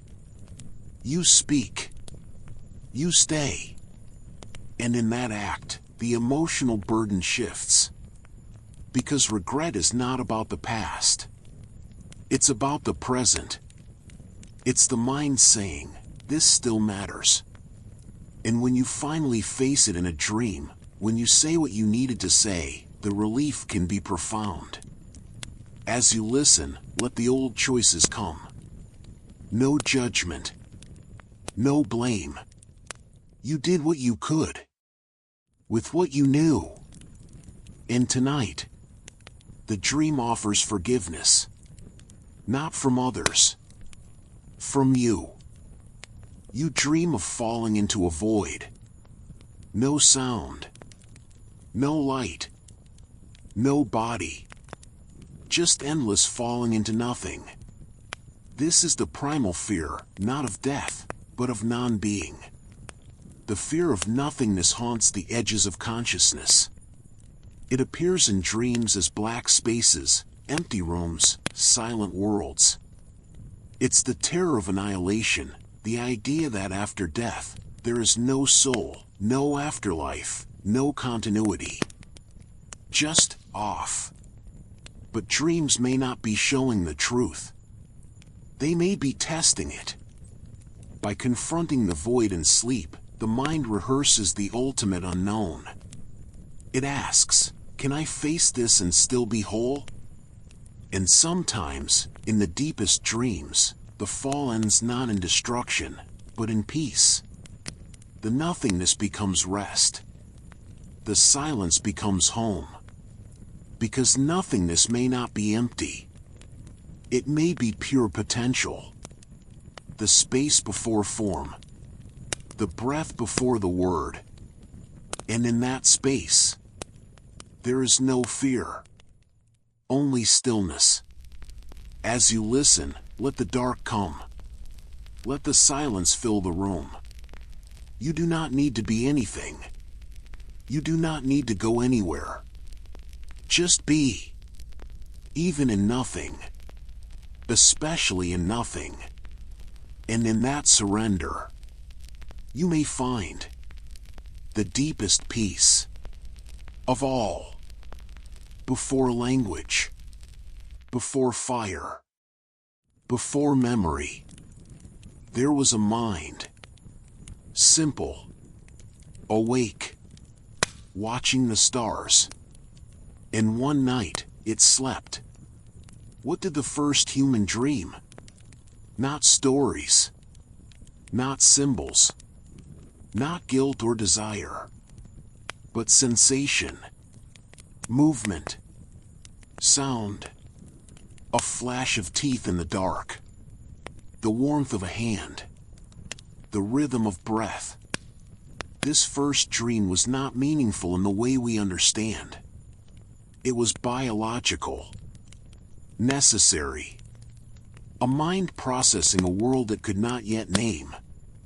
But in that dream, something began. Consciousness turned inward. It saw not just the world, but itself in the world. And when the first human woke, trembling, with an image they could not explain, they may have pointed to the sky and said, "Something is watching." Or they may have touched their chest and said, "I am." That dream, whatever it was the birth of inner life. The moment the universe became aware of itself. And every dream since has carried that spark. As you listen, go back to the beginning, to the first breath, the first night, the first dream. You are not far from it. It lives in you, in the silence, in the dark, in the soft hum of your own mind, dreaming itself into being. You dream of being late for a test you didn't study for, of showing up to work naked, of being chased through a maze of office cubicles.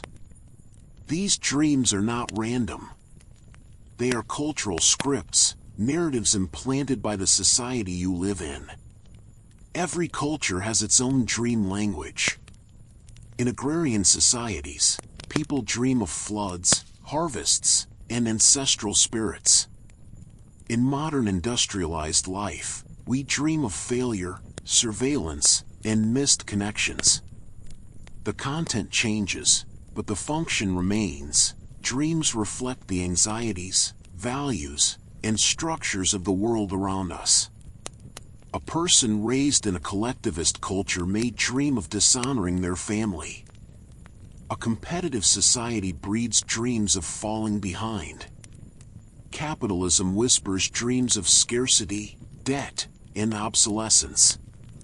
Even lucid dreams, where you take control, mirror our cultural obsession with autonomy and mastery. The mind doesn't just dream despite culture. It dreams through it. And children, whose brains are still absorbing the world, often dream in pure cultural archetypes: monsters under the bed, teachers who judge, parents who disappear. These aren't just fears. They are lessons about authority, safety, belonging. But here's the deeper implication: if dreams are shaped by culture, then they can also be unlearned. You can begin to notice the scripts, to question them, to rewrite them. But dream of failure doesn't have to mean you're inadequate. It might mean the system is demanding too much. But dream of being trapped might not be personal, it might be collective. As you listen, feel the invisible hand of culture, its rules, its rhythms, its demands. And now, let it soften. Let the scripts dissolve. Tonight, your dream doesn't have to follow the story. It can write a new one. One where you are not judged, not measured, not late, just dreaming. There are dreams that fade by morning. And then there are dreams that change your life. You dream of a face you've never seen, years before you meet them. You dream of leaving your job, months before you quit. You dream of your own death, and wake with a sense of peace that never leaves. These are not coincidences. They are transformative dreams, moments when the unconscious delivers a truth so deep, so undeniable, that it alters your path. Psychologists call this dream incubation, when the mind, overburdened with unresolved emotion or decision, delivers an answer in symbolic form. But some dreams go further. They don't just offer insight. They shift identity. Carl Jung said he spent his life unpacking a single dream from his youth. Viktor Frankl, after surviving the Holocaust, wrote that visions of his wife and future work kept him alive, dreams that were not of escape, but of meaning. And what if such dreams are not rare? What if every night, your mind offers you a version of yourself that could be wiser, freer, braver? But only some dreams stick. Only some are remembered. Only some are believed. Because to be changed by a dream is to admit that the waking self is not in control. That wisdom comes from the dark, from the unknown, from the part of you that speaks in riddles. As you listen, ask yourself, has a dream ever changed you? Not in a small way, but in a way that reshaped your life? If not yet, it may come tonight. A single image, a quiet voice, a feeling that lingers. And when it does, don't dismiss it. Follow it. You may be meeting the future version of yourself. Every night, the mind breaks the rules. It defies gravity. It resurrects the dead. It merges identities. It creates worlds from nothing. This is not disorder. It is rebellion. Dreams are the psyche's quiet uprising against the tyranny of waking reality, the rigid laws of physics, the weight of social norms, the prison of logic. In dreams, you are not bound. You are not limited. You are not required to make sense. And perhaps that's their true function, to preserve the mind's freedom. In a world that demands conformity, be productive, be reasonable, be normal, the dream is the last sanctuary of wild thought. It is where the repressed, the irrational, the impossible are not only allowed, but celebrated. A dream of flying is not just wish fulfillment. It is defiance. A dream of speaking to animals is not nonsense. It is liberation. A dream of destroying a city is not violence. It is release. And when you wake with a sense of exhilaration, of having broken free, even for a moment, you've touched the revolutionary core of the self. Some therapists encourage radical dreaming, inviting patients to imagine impossible outcomes, to dream without limits. Because in that freedom, healing begins. As you listen, let your mind rebel. Break the rules. Defy logic. Imagine the absurd, the impossible, the forbidden. No one is watching. No one is judging. You are not here to be real. You are here to be free. And in this quiet act of nightly revolution, you reclaim what it means to be fully, wildly human. You are a child again. You are an old man. You are a bird. You are light. You are nowhere. You are everywhere. In dreams, you are not one thing. You are all things. This is the dream of infinite possibility, the mind's nightly reminder that identity is not fixed, that reality is not final, that you are not limited to the self you were in daylight. Waking life demands consistency. You must be the same person today as you were yesterday. But in dreams, you shed that burden. You become fluid. You explore lives you'll never live, emotions you'll never feel, worlds that don't exist. And in that exploration, something profound happens. You touch the essence of potential. Quantum physics tells us that particles exist in superposition, multiple states at once, until observed. Perhaps consciousness is the same. You are not one self, but many. And dreams are the moments when those other selves come forward. The artist you didn't become. The lover you were too afraid to be. The version of you who took the risk, who stayed, who spoke up. They are not gone. They are dreaming with you. And when you wake with a sense of longing, of what if, it may not be regret. It may be invitation. As you listen, let yourself be everything. No limits. No boundaries. Just pure becoming. You are not just who you are. You are who you could be. And in the infinite space of the dream, all possibilities are equally real. Have you ever woken from a dream so absurd you laughed out loud? You're giving a speech in your underwear. Your hands turn into spoons. Your cat delivers a philosophical lecture on time. These aren't malfunctions. They are cosmic jokes. The universe, it seems, has a sense of humor. And dreams are where it plays. In the silence of sleep, the mind lets go of seriousness. It mixes memories with nonsense, logic with absurdity.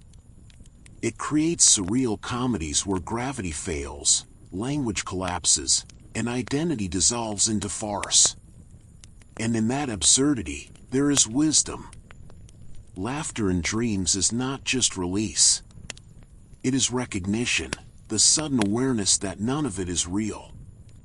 That the self, the world, the rules, none of it is as solid as it seems.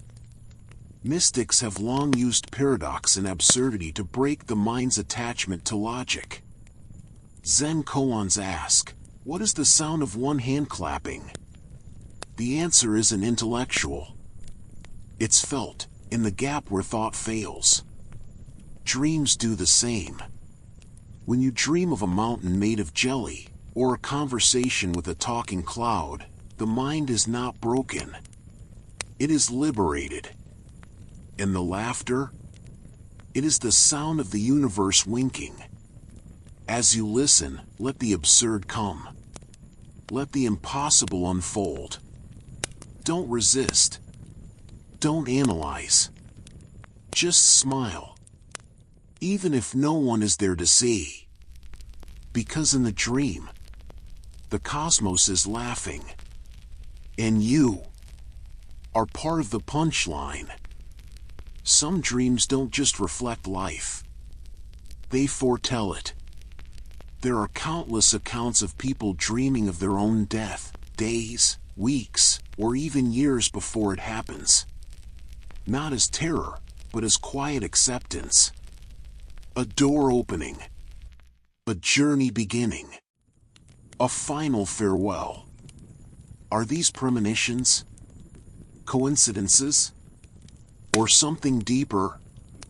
Some researchers believe the body knows before the mind does. Illness, trauma, and physiological decline send subtle signals, changes in heart rate, brain chemistry, energy levels, that the unconscious mind interprets long before the conscious self notices. The dream becomes a warning. Others suggest that time is not linear, and the mind, in its freest state, can perceive events outside of chronological order. Death, then, is not a future event, but a point in the timeline that the dreaming mind can access. And what if the dream of death is not a prediction, but a rehearsal? Just as dreams prepare us for loss, failure, and change, they may also prepare us for the final transition. The mind, in its wisdom, offers a gentle preview, so we don't face the unknown and panic. When you dream of dying peacefully, of light, of reunion, of homecoming, you may not be fearing death. You may be remembering it. As you listen, let the idea soften. Death is not the end of the dream. It may be the moment. The dream finally wakes. Who are you when no one is watching? In dreams, you find out. You become a stranger. A hero. A villain. A child. A god. You live lives you've never lived, speak languages you've never learned, feel emotions that don't belong to you. Dreams are identity experiments, safe spaces where the self can try on different versions of itself without consequence. A shy person dreams of giving a powerful speech. A restrained person dreams of wild freedom. A grieving person dreams of reunion. These aren't just wishes. They are explorations. The mind asking, what if I were different? And sometimes, the dream doesn't just show an alternate self, it becomes it. You don't watch the hero. You are the hero. And in that moment, the boundary between identity and imagination blurs.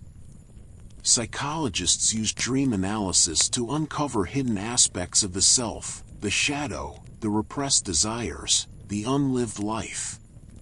But dreams don't judge. They simply present possibilities.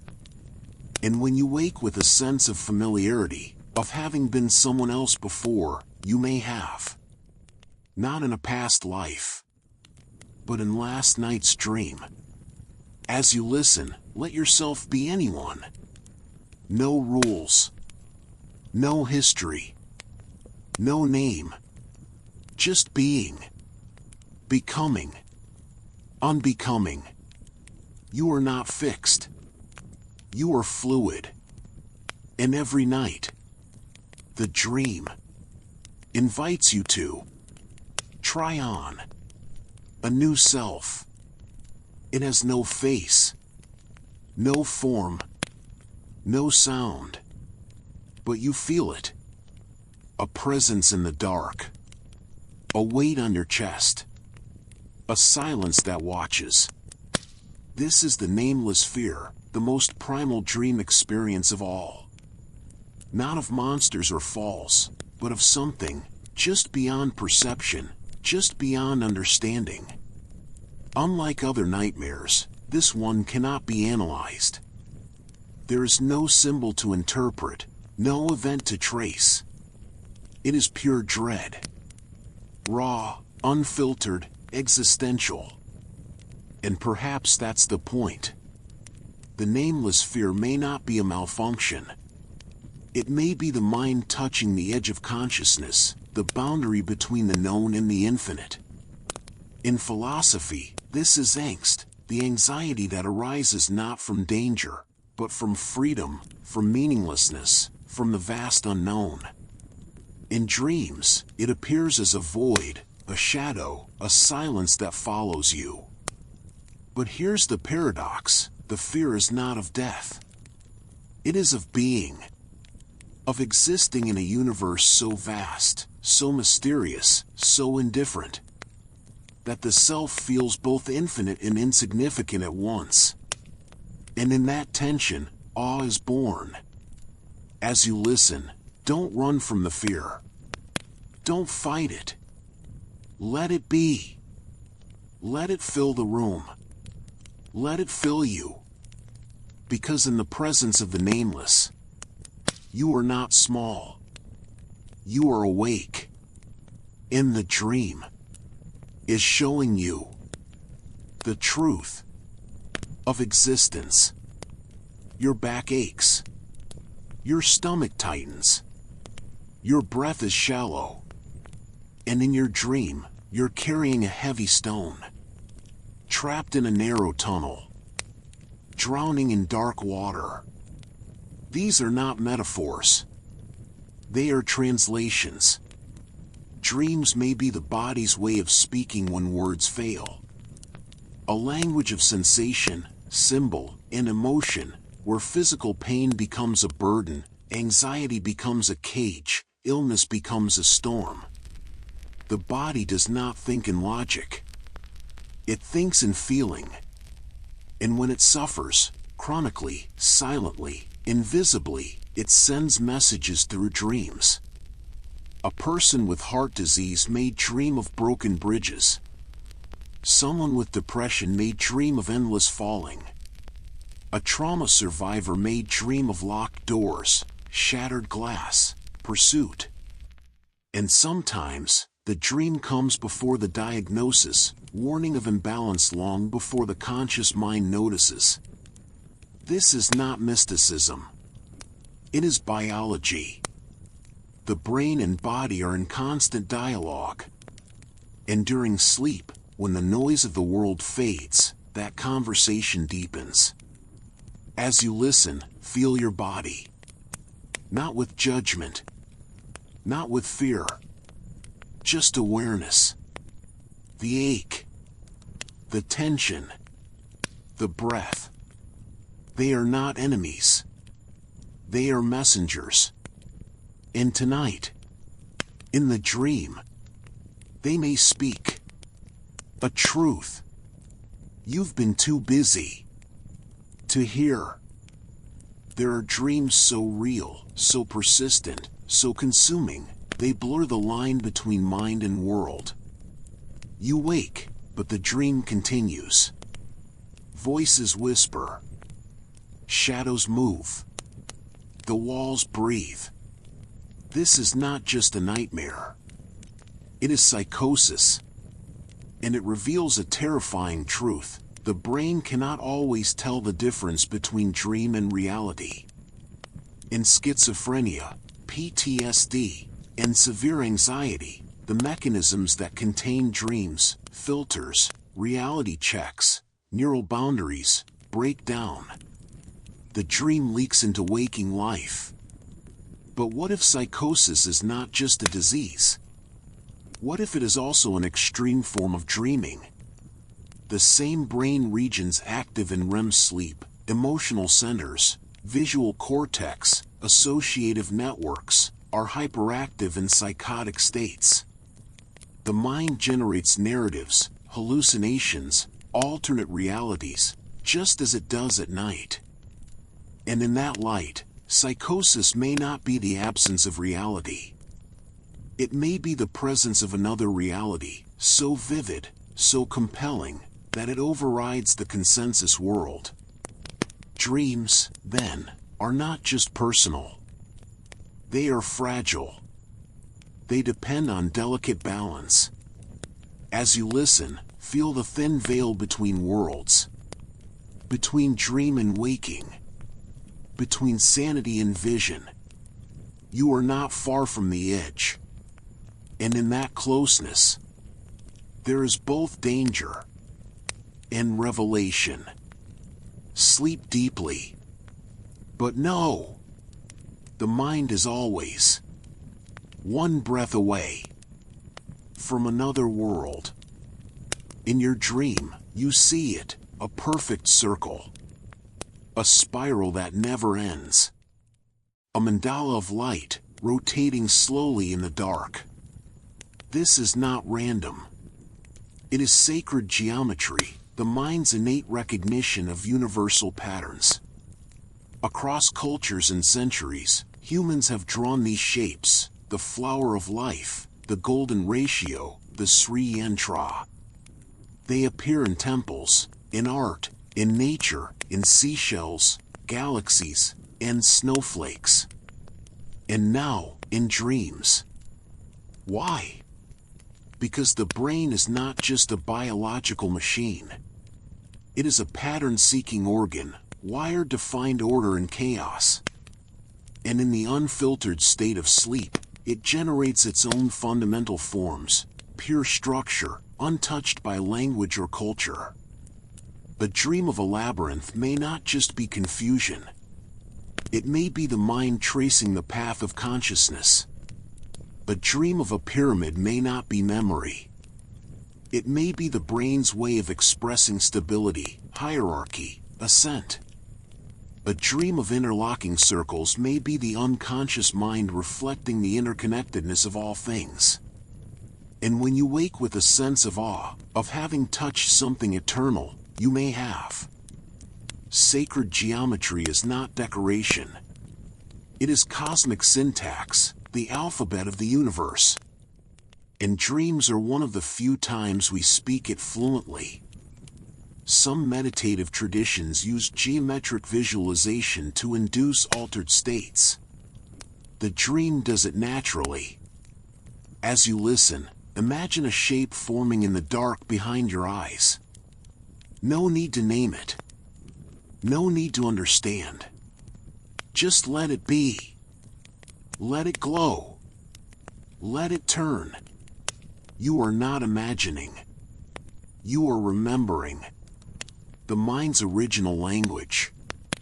Written in light. In symmetry.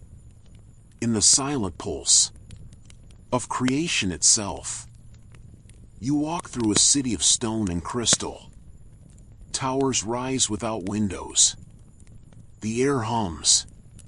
People move in silence, dressed in flowing robes. You know this place.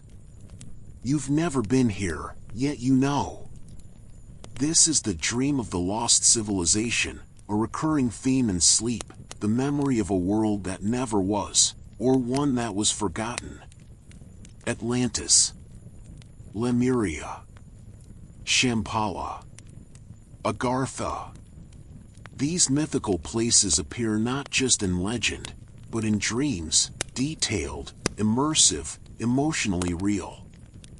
Some believe these are racial memories, collective recollections of ancient cultures encoded in the human psyche.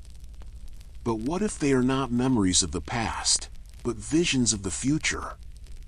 Or echoes of parallel timelines where humanity took a different path, harmonious, advanced, spiritually awakened? The mind, in its freedom, may access archetypal blueprints of society, ideal forms of civilization that exist in the collective imagination. Just as the brain contains a map of the body, perhaps the species contains a map of its potential. And in dreams, that map unfolds. You walk the streets. You hear the songs. You feel the peace. And when you wake, the loss is real. Not because you left a place, but because you remembered a possibility. As you listen, let the city return. Not in detail, but in feeling. In resonance. You carry it within you. A seed of what could be. And every night, the dream waters it. Not to mourn the past, but to prepare for a future that has not yet awakened. In dreams, time does not obey the clock. You are a child, then an old man, then back again. An hour feels like a lifetime. A lifetime passes in seconds. You relive a moment. Skip to the end. Return to the beginning. This is not confusion. It is liberation. The waking mind is trapped in linear time, past, present, future. But the dreaming mind operates in psychological time, where duration is shaped by emotion, meaning, and intensity. A single moment of terror can stretch into an eternity. A joyful reunion can flash by in an instant.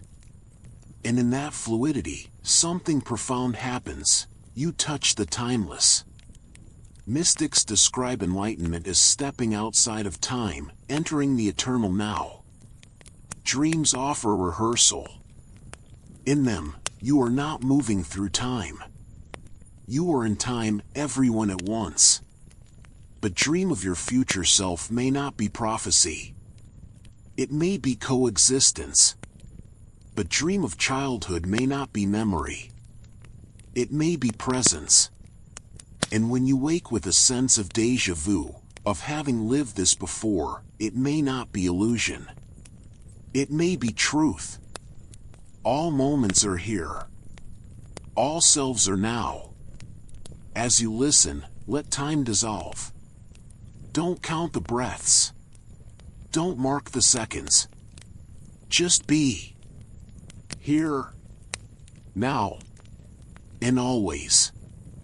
Because in the dream, you are not bound by time. You are time. Breathing. Dreaming.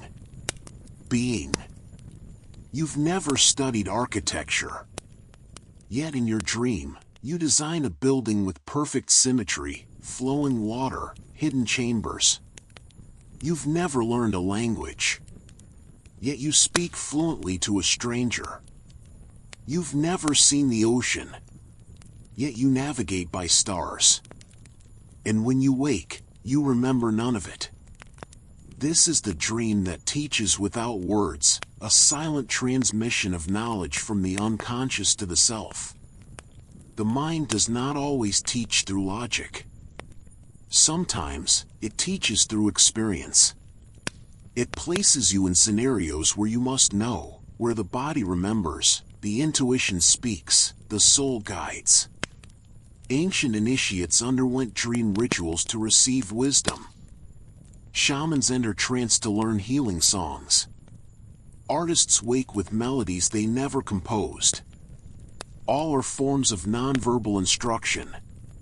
And modern science confirms it. Procedural memory, the how-to of life, is strengthened during sleep. You practice skills in dreams, playing piano, speaking, even problem-solving, without conscious effort. But some dreams go deeper. They don't just teach skills. They teach being. How to lead.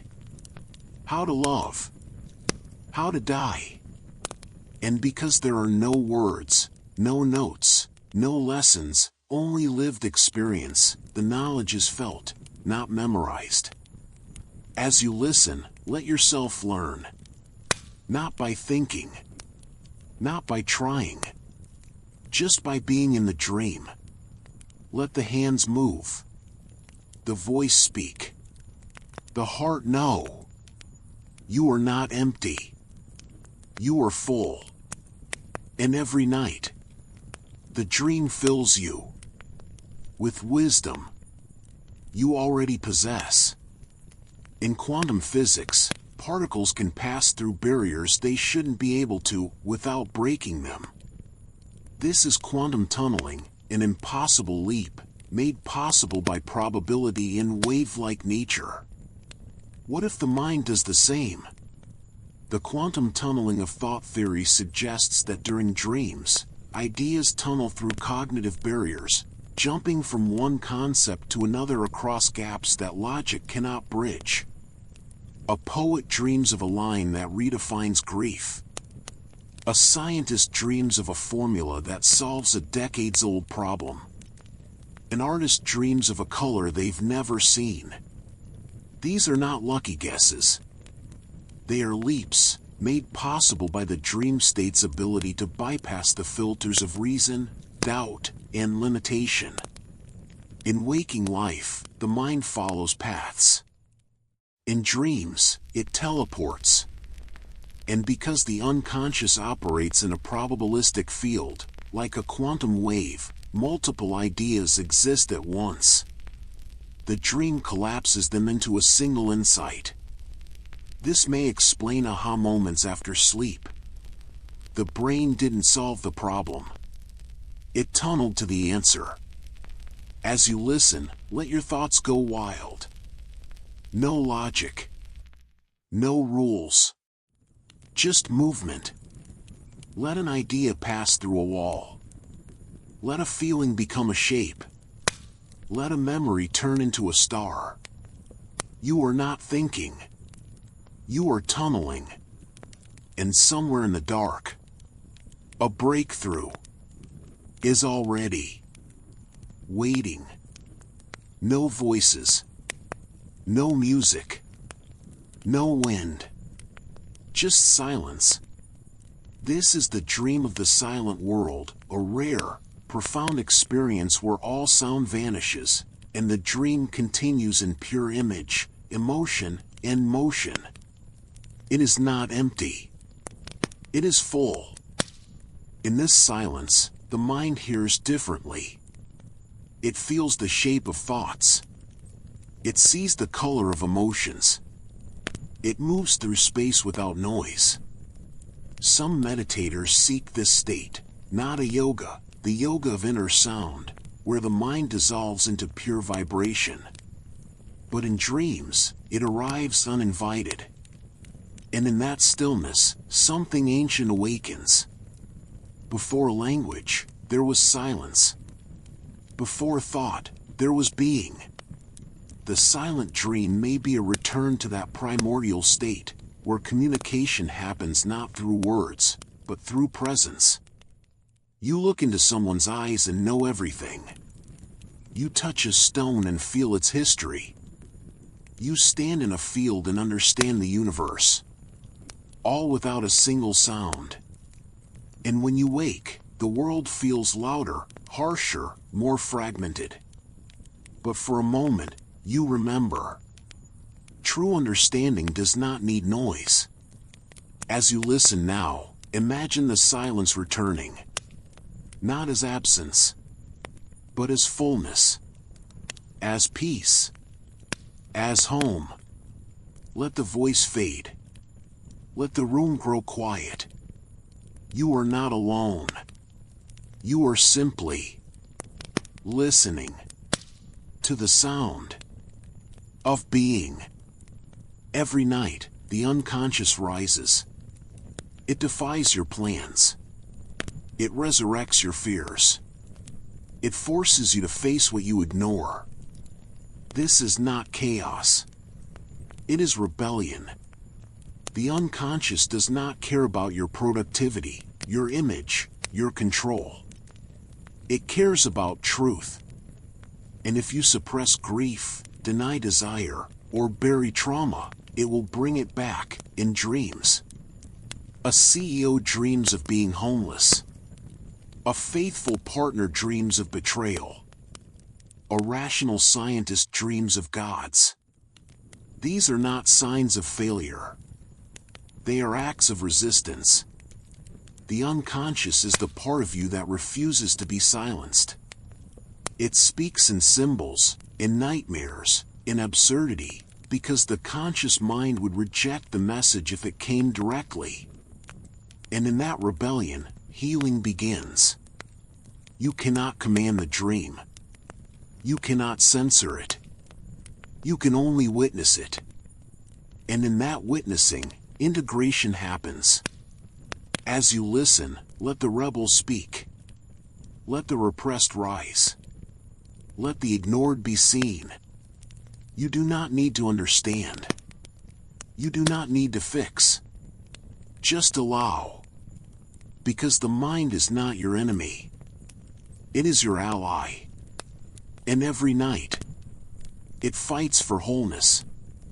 In the only way it can. Through the dream. You open a door. You've never seen this house before. And yet, you know it. The staircase. The smell of wood. The light through the window. It feels like home. This is one of the most haunting dream experiences, the place you've never been, but recognize like a memory. Is it a forgotten location from childhood? A past life? A future home? Or is it something deeper? The house archetype appears in myths, religions, and psychology as a symbol of the self. Each room is a part of the psyche, the basement, the unconscious, the attic, forgotten memories, the front door, how you face the world. So this dream home may not be a place. It is you. And the feeling of recognition? It is the soul greeting itself. Some believe that the brain contains an innate template of safety, belonging, and peace, a home not built of wood and stone, but of resonance and comfort. And in dreams, it manifests. When you wake with longing, it is not for a house.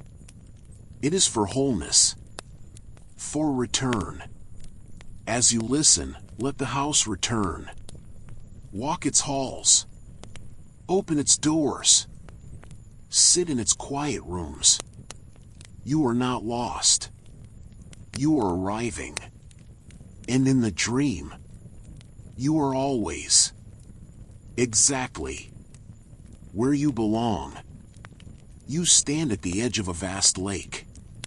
The water is still. A boat waits. Someone calls your name. You are not afraid. You are ready. This is the dream as preparation for death, a recurring theme in the dreams of the elderly, the ill, and even the healthy, the mind rehearsing the final transition. Unlike nightmares of annihilation, these dreams are often peaceful. They feature journeys, reunions, doors opening, lights calling. The unconscious, in its wisdom, prepares the self for what cannot be fully understood. Just as dreams prepare us for loss, failure, and change, they may also prepare us for the ultimate change. And what if death is not an end, but a shift in consciousness? A return to the source? A merging with the dream of the universe? In this view, the death dream is not morbid. It is sacred. A final lesson. A last good night. As you listen, let the journey come. No fear. No resistance. You are not alone. You are guided.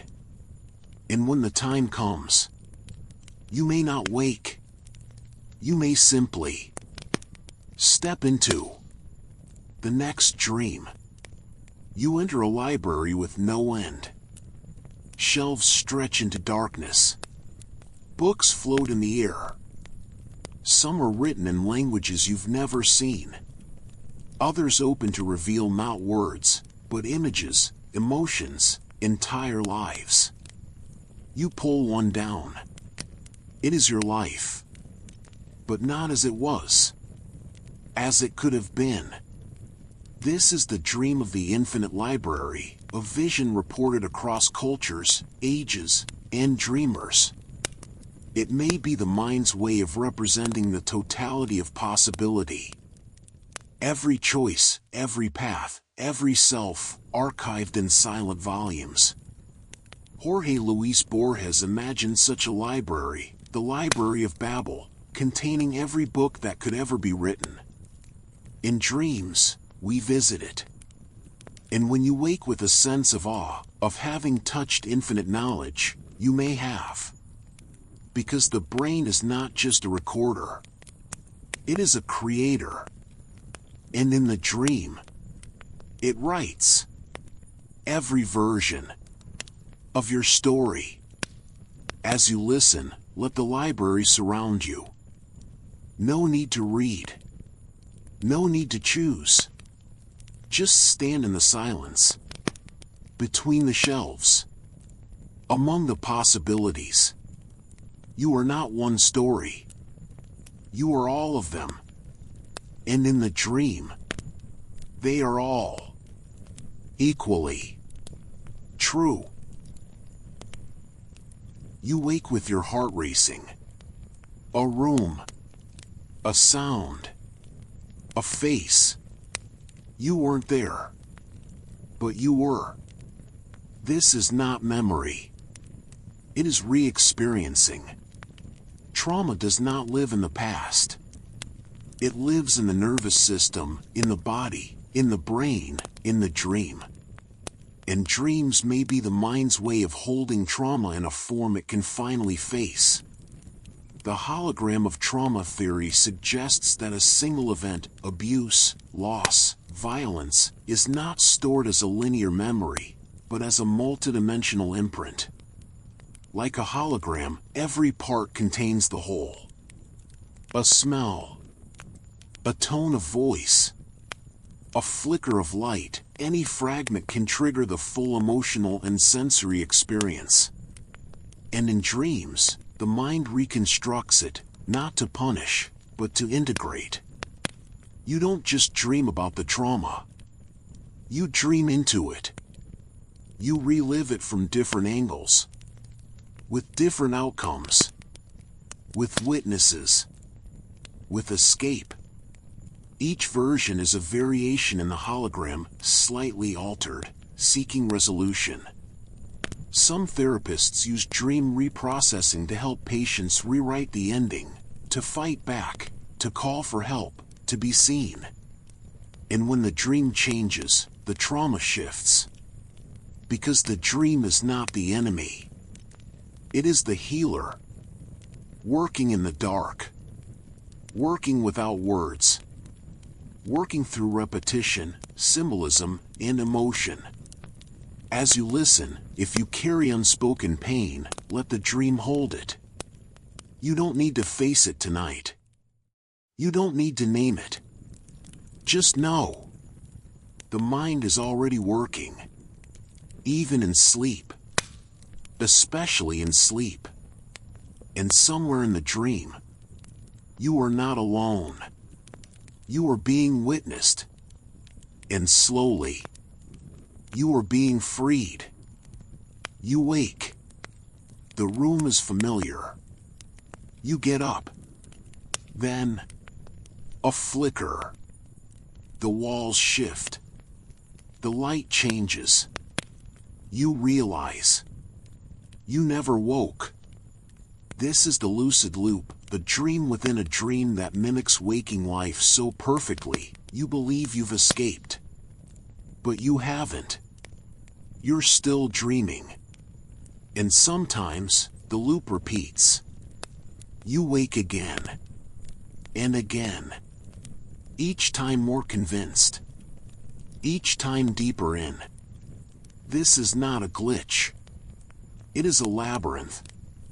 The mind, in its infinite complexity, can simulate not just worlds, but levels of awareness. You don't just dream of flying, you dream of waking up, making tea, checking your phone, all while still asleep. Neurologically, this occurs when the brain's reality testing mechanisms weaken during REM sleep. The prefrontal cortex, responsible for logic and self-monitoring, can partially reactivate, creating the illusion of lucidity, while the dream continues. But what if the loop is not a failure of awareness, but a test of it? A challenge. Can you see through the illusion? A lesson. What makes you believe you're awake? And what if waking life is just another layer? Another convincing simulation? As you listen, don't fear the loop. Let it turn. Let it deepen. You are not trapped. You are exploring. And in the endless return, you may find the one thing that never changes. The awareness. Watching it all. Even in the dream. That never ends. There is a stillness. That knows. It is dreaming. You close your eyes. And from nothing, a world appears. Mountains rise. Rivers flow. Cities pulse with light. Beings speak in languages you've never heard. Stories unfold with perfect logic. Yet no one wrote them. This is not imagination. This is creation. Every night, you become a god. Not in power. Not in force. But in pure, unfiltered making. You do not build the dream. You are the dream. Emerging from silence. Shaping form from formlessness. Breathing life into the void. Artists speak of inspiration as something received, not made. Scientists describe breakthroughs as given in dreams. Mystics say the universe is a divine dream. And perhaps they are all pointing to the same truth. To dream is to participate in the act of creation itself. The brain does not pull images from memory alone. It invents new faces, new laws of physics, new emotions. And because there are no rules, the dream is the purest form of art. Spontaneous, unedited, infinite. As you listen, let yourself create. No plan. No purpose. Just emergence. Let a star be born in your mind. Let a song rise from silence. Let a world unfold.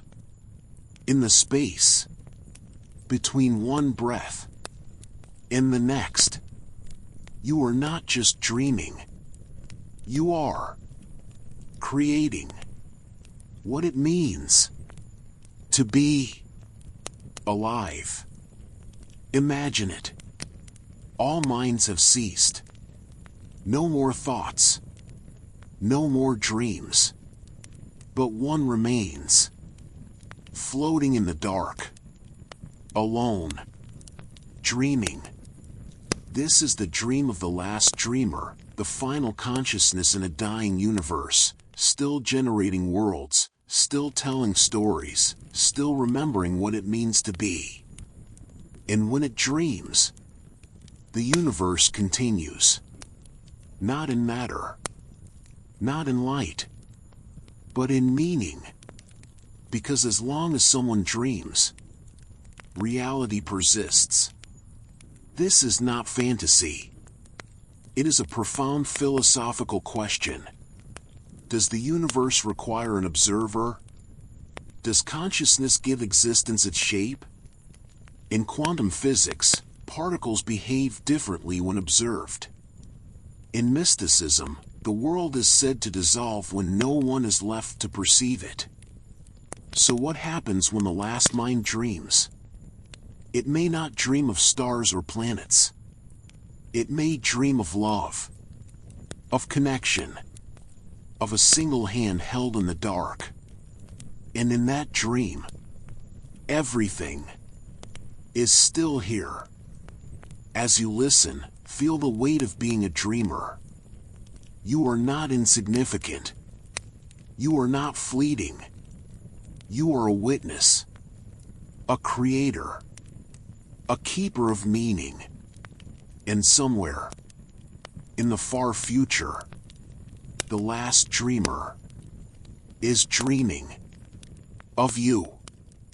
You are old, then young, then a child, then unborn. You stand in a future city, then in a forest from the past, then in a place that has no time at all. This is not confusion. It is fractured time travel, the mind's ability to jump across moments, not in sequence, but in emotional resonance. Dreams do not follow chronology. They follow feeling. Grief links past and future. Regret loops back. Hope projects forward. And in the dream, all are present at once. You don't travel through time. You inhabit it. A single night may contain a lifetime. A second may stretch into eternity. And when you wake with the sense that so much happened, it did. Just not in linear time. Some physicists suggest that time is not a river, but a field, where all moments coexist. The brain, during sleep, may briefly tune into this field, accessing memories, premonitions, and alternate timelines in a single narrative.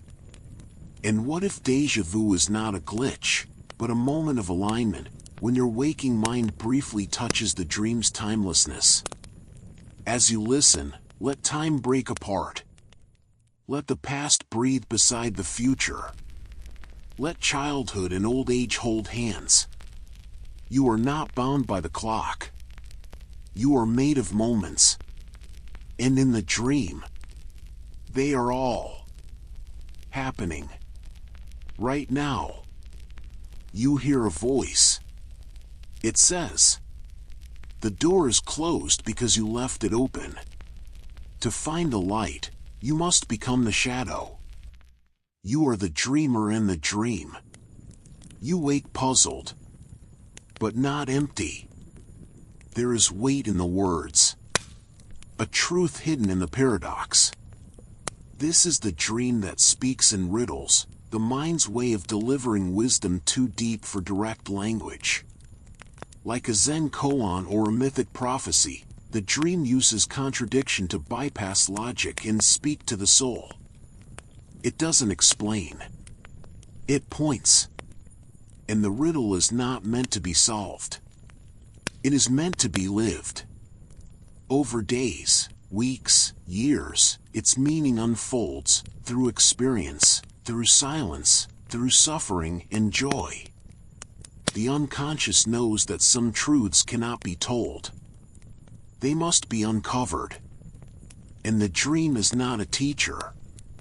It is a guide, leaving breadcrumbs and symbols, paradoxes, and poetic confusion. When you dream of a key that unlocks nothing, or a map that leads to itself, it may not be nonsense. It may be the deepest truth the mind can offer. That meaning is not found. It is grown. As you listen, let the riddle remain. Don't rush to understand. Don't force an answer.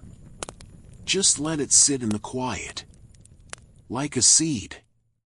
And in time, it will bloom into knowing. You enter the dream afraid. By the end, you are calm. You begin with grief. You end with peace. You start in chaos. You finish in stillness. This is emotional alchemy, the dream's ability to transform raw feeling into wisdom. Like an ancient alchemist turning lead into gold, the unconscious takes pain, fear, and confusion and refines them into clarity, strength, and acceptance. A nightmare of being trapped becomes a dream of breaking free. A vision of loss becomes a reunion. A moment of shame becomes forgiveness. The dream doesn't erase the emotion. It transmutes it. And because the mind is safe in sleep, it can endure what would overwhelm the waking self. It can face the darkest parts of the soul without consequence. This is why dream therapy works. You don't just talk about healing. You live it. And when you wake with a lighter heart, it is not because the pain is gone. It is because it has been changed. As you listen, let your emotions be transformed. Let fear become courage. Let grief become love. Let anger become power. You are not broken. You are in process. And every night, the dream is working. It's quiet magic. In the dark, in the corner of the room, they stand. You cannot see their face. You do not know their name. But you know them. Not as a person, but as a presence. Familiar. Ancient. Waiting. This is the dream of the Nameless One, a recurring figure in deep sleep, neither threatening nor comforting, but profoundly known. Some call it the shadow. Some call it the guide. Some call it God. But it has no name. And that is the point. It is not a memory. Not a projection. It is archetype, the universal symbol of the unknown self, the deeper mind, the silent witness. Carl Jung believed we all carry such figures in the unconscious, the wise old man, the great mother, the trickster. The Nameless One may be their purest form, consciousness without identity. And when you dream of them, you are not meeting a stranger. You are meeting the part of you that has always been there, watching, knowing, waiting for you to turn around. As you listen, imagine turning to face them. Not with fear. Not with questions. Just with presence. You do not need to speak. They do not need to answer. In the silence between you, something shifts. And for the first time, you feel not alone, but whole. You dream of a world with no rules, no cause, no effect. A cat sings opera. The sky is green. You die and keep talking. And you laugh. This is not absurdity. It is rebellion. Not against reality, but against the need for meaning. The waking mind craves order. It asks, why? What does it mean? How does it fit? But the dream says, none of that matters. Sometimes, the most liberating dreams are the ones that mean nothing. That exist purely for sensation, for play, for the joy of being nonsensical. And in that absurdity, freedom is born. Because to dream without purpose is to be free of expectation, free of logic, free of the burden of significance. Some philosophers argue that the universe has no inherent meaning. And dreams may be the mind's way of accepting that, not with despair, but with laughter. As you listen, let the meaningless unfold. Let the impossible happen. Let the dream be stupid. Let it be silly. Let it be pointless. You do not need to understand. You do not need to learn. You do not need to grow. Tonight, you are allowed to dream for no reason at all. You are back in the moment. The words are about to be said. The door is about to close. The train is about to leave. But this time, you speak. You stay. You run. And everything changes. This is the dream that rewrites history, a nightly act of emotional time travel, where the mind revisits the past not to relive it, but to heal it. We cannot change what happened. But the brain doesn't care. It creates a new version, where you fight back, where you say I love you, where you don't walk away. And in that dream, the emotional truth shifts. The pain of abandonment becomes courage. The regret of silence becomes voice. The trauma of helplessness becomes power. This is not denial. It is reparation. The mind knows that memory is not fixed. It is malleable. And by rewriting the dream, you change the emotional weight of the past. When you wake with a sense of peace, it is not because the event changed. It is because you did. As you listen, let the past be rewritten. Not to erase. Not to lie. But to heal.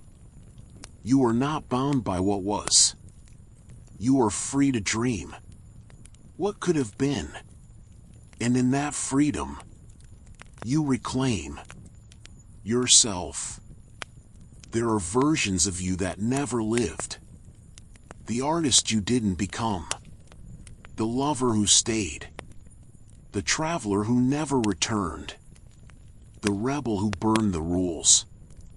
These are not fantasies.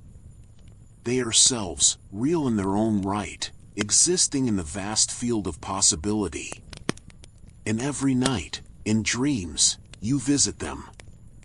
This is the dreamer's portal to forgotten selves, the mind's ability to access unlived lives, not as regret, but as reunion. You dream of painting a mural on a city wall, of speaking a language fluently, of holding a child who was never born. These are not random images. They are echoes of paths not taken, selves that branched off when you made a choice, then faded from waking awareness. But they didn't vanish. They dreamed too. And in the silence of your sleep, their lives flicker into yours. You feel their joy, their sorrow, their freedom. You wear their skin. You live their truth.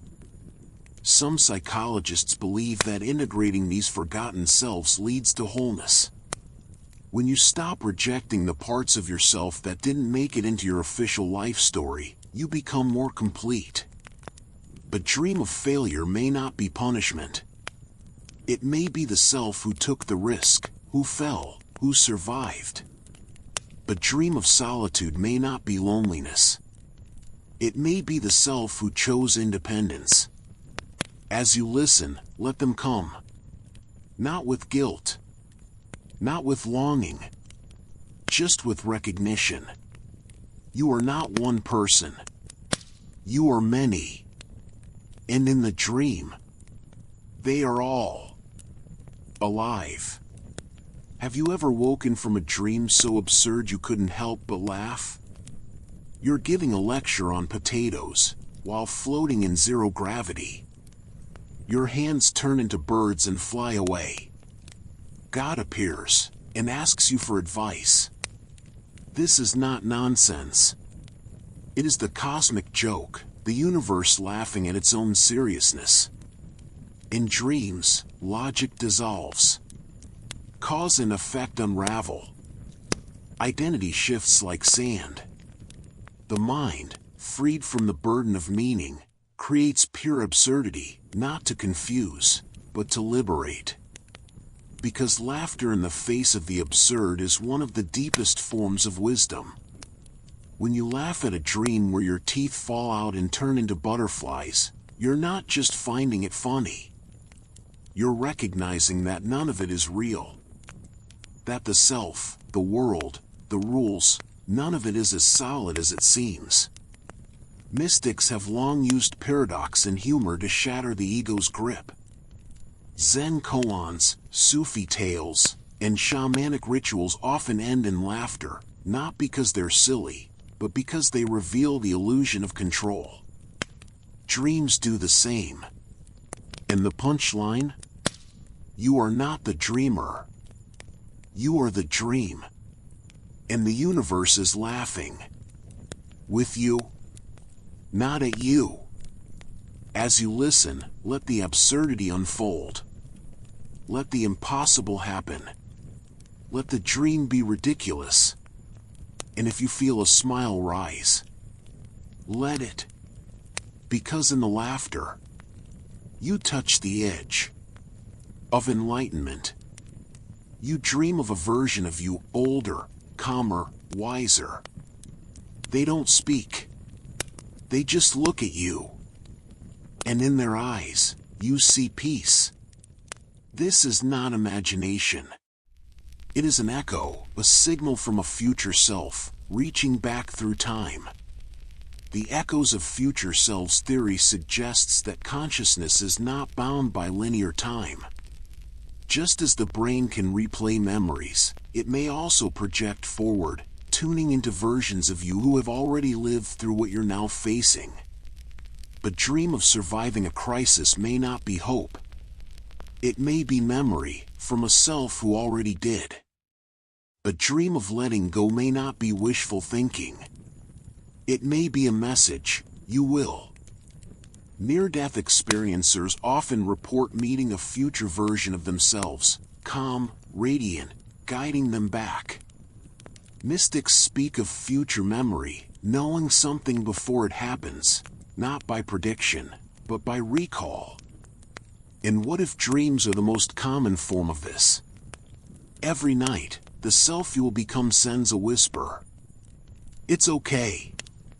You'll understand. You'll be free. As you listen, let that future self watch you. Not with judgment. Not with impatience. Just with love. You are not behind. You are on the way.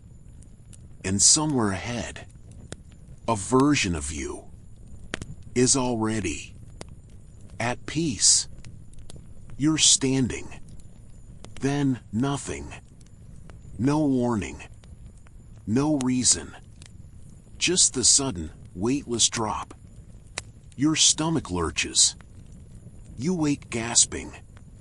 This is one of the oldest dreams of all.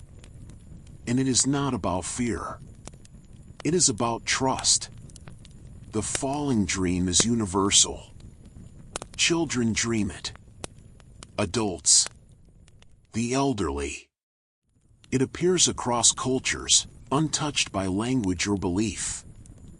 Neurologically, it may be linked to the hypnagogic jerk, the body's misfiring as it transitions into sleep, interpreting muscle relaxation as falling. But symbolically, it runs deeper. Falling is surrender. It is the moment you let go of control, of certainty, of the illusion that you are holding yourself up. And in dreams, you fall not because you're failing, but because you're being invited to release, to stop fighting gravity, to stop resisting, to stop holding on. The terror is real, but so is the relief at the end. The moment you stop struggling, the moment you accept the fall. And what if life is the same? That the only way through is down, into the unknown, into trust, into the arms of what cannot be seen. As you listen, let yourself fall. Not in fear, but in faith. You are not falling to anything. You are falling into everything.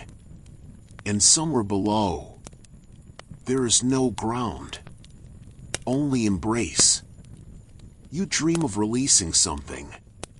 A stone, a letter, a memory. You place it in a river. You burn it in fire. You bury it in the earth. And when you wake, you feel lighter. This is not coincidence. It is ritual. Dreams may be the mind's nightly ceremony of release, where you surrender what no longer serves you: grief, guilt, attachment, fear. In waking life, we hold on. We archive pain. We carry the past like a stone in the chest. But in dreams, the unconscious creates symbolic acts of letting go. You don't need to perform a real ritual. The dream does it for you. The dream of cutting your hair may not be vanity. It may be shedding identity. The dream of emptying a room may not be loss. It may be preparation for newness. The dream of saying goodbye may not be sorrow. It may be completion. And because the dream is private, sacred, unseen, it allows for a purity of release that waking life rarely permits. As you listen, imagine placing something in your hands. Whatever you've been carrying. Now, let it go. Into the water. Into the wind. Into the dark. You do not need to watch it disappear. Just release it. And in the dream tonight, the mind will do the rest. You are in the dream. Running. Falling. Loving. And then, you notice it. Someone is watching.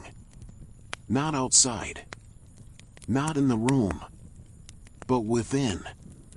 A presence. Still. Quiet. Not judging.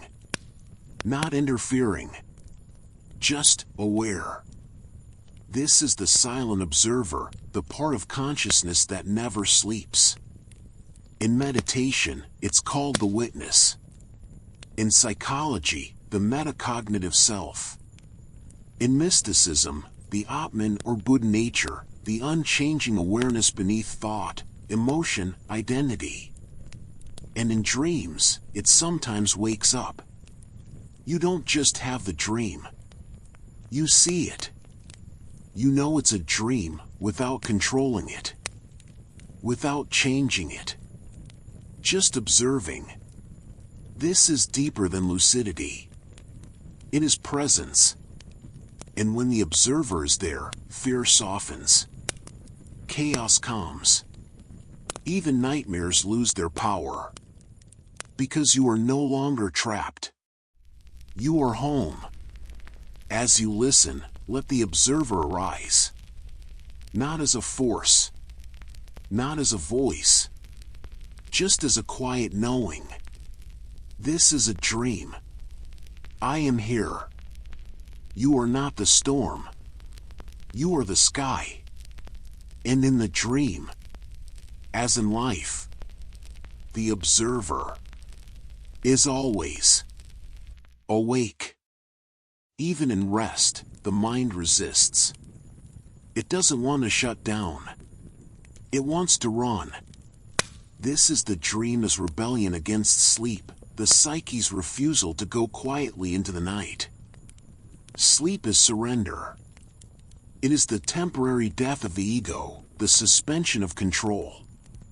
And the mind, evolved to survive, fights it. So it creates dreams, stories, journeys, dramas, anything to keep the self active, engaged, awake. But dream of being chased is not just threat simulation. It is the mind refusing to stop. But dream of solving a puzzle is not just creativity. It is the intellect proving it's still working. Even in deep sleep, the brain hums with activity. Neurons fire. Stories unfold. Worlds are built. And when you wake exhausted, it may not be from lack of sleep, but from how much the mind did while you were out. But what if this rebellion is not resistance, but devotion? The mind doesn't sleep to rest. It dreams to live. As you listen, let the rebellion continue. Let the stories unfold. Let the mind wander. You are not passive. You are alive. And even in sleep, you are fighting to be you. Not all lucid dreams begin with realization. Sometimes, the dream already knows. From the start, the world is fluid. Gravity shifts. People speak in riddles. Doors lead to impossible places. And you feel it. This is not real. But you don't say it. The dream says it for you. This is the dream that knows you're dreaming, a meta-dream, self-aware before you are. It doesn't hide its nature. It reveals it. Through absurdity. Through beauty. Through impossible logic. And in that revelation, it invites participation. Not control. Not mastery. But play. You don't command the dream. You dance with it. Like a partner who knows the steps, it guides you through labyrinths, through time, through selves. And when you wake, you don't feel like you controlled it. You feel like you collaborated. Because some dreams are not yours alone. They are co-created by the unconscious, by the cosmos, by the silent intelligence that weaves reality from nothing. As you listen, let the dream lead. Don't try to understand. Don't try to change. Just follow. Let it show you what it already knows. You are dreaming. And you are exactly where you need to be. Not all dreams are wise. Not all dreams are meaningful. Some are just wrong. You dream of someone dying, then see them the next day, alive. You dream of winning, then fail. You dream of love, then face rejection. These are sacred errors, dreams that get the facts wrong, but the feeling right. They are not prophecies. They are emotional truths. The dream of death may not be about dying. It may be about fear of loss. The dream of victory may not be about success. It may be about desire for recognition. The dream of love may not be about a person. It may be about longing for connection. And the error, the inaccuracy, is not a flaw. It is protection. The mind wraps raw emotion in story so you can survive it. Like a mother singing a lullaby to a frightened child, the dream tells a story that soothes, even if it's not true. And sometimes, the most healing dreams are the ones that are wrong, because they let you feel what you need to feel, without real consequences. As you listen, let the dream be mistaken. Let it misrepresent. Let it exaggerate. You do not need truth. You need release. And in the sacred error, the heart is finally heard. Before words, before time, before light, there was a thought. Not spoken, not formed, just a knowing. And from it, everything began. This is the dream of the first thought, the mind's echo of creation itself. And at the end, when all is silent, there will be another. The last thought. A final whisper. A sigh. A return to stillness. And dreams may be the only time we touch both. In deep sleep, the mind strips away layers, memory, identity, language, until only pure awareness remains. Not thinking, not feeling, just being. And in that space, between breaths, between dreams, you may brush against the first thought, the original impulse that set consciousness in motion. And you may also feel the last, the quiet release, the surrender, the end of story. Every dream of beginning, a birth, a door opening, a light appearing, echoes the first. Every dream of ending, a fade to black, a boat drifting away, a final embrace, echoes the last.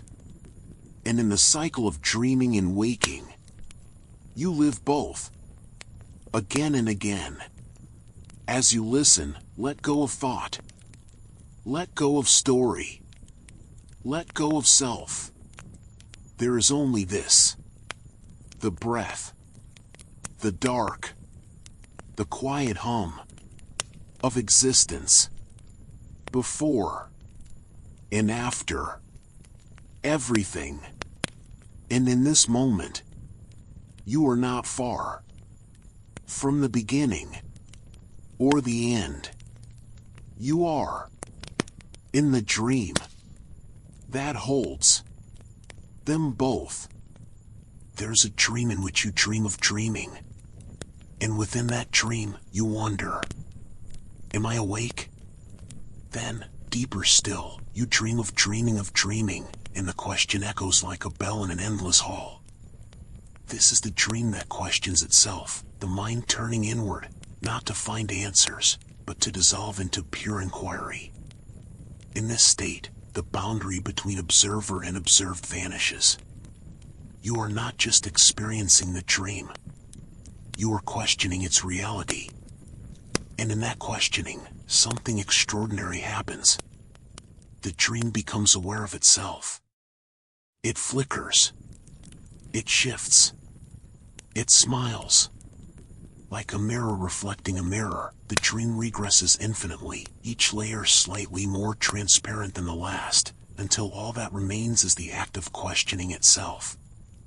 Neurologically, this may involve reactivation of the prefrontal cortex during REM sleep, self-awareness emerging within the unconscious.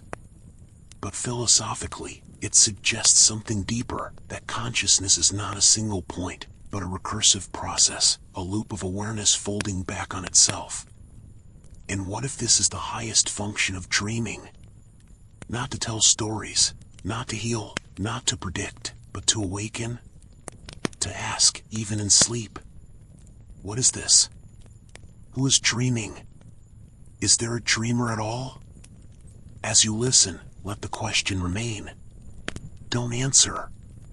Don't resolve. Just let it echo. Let it spiral.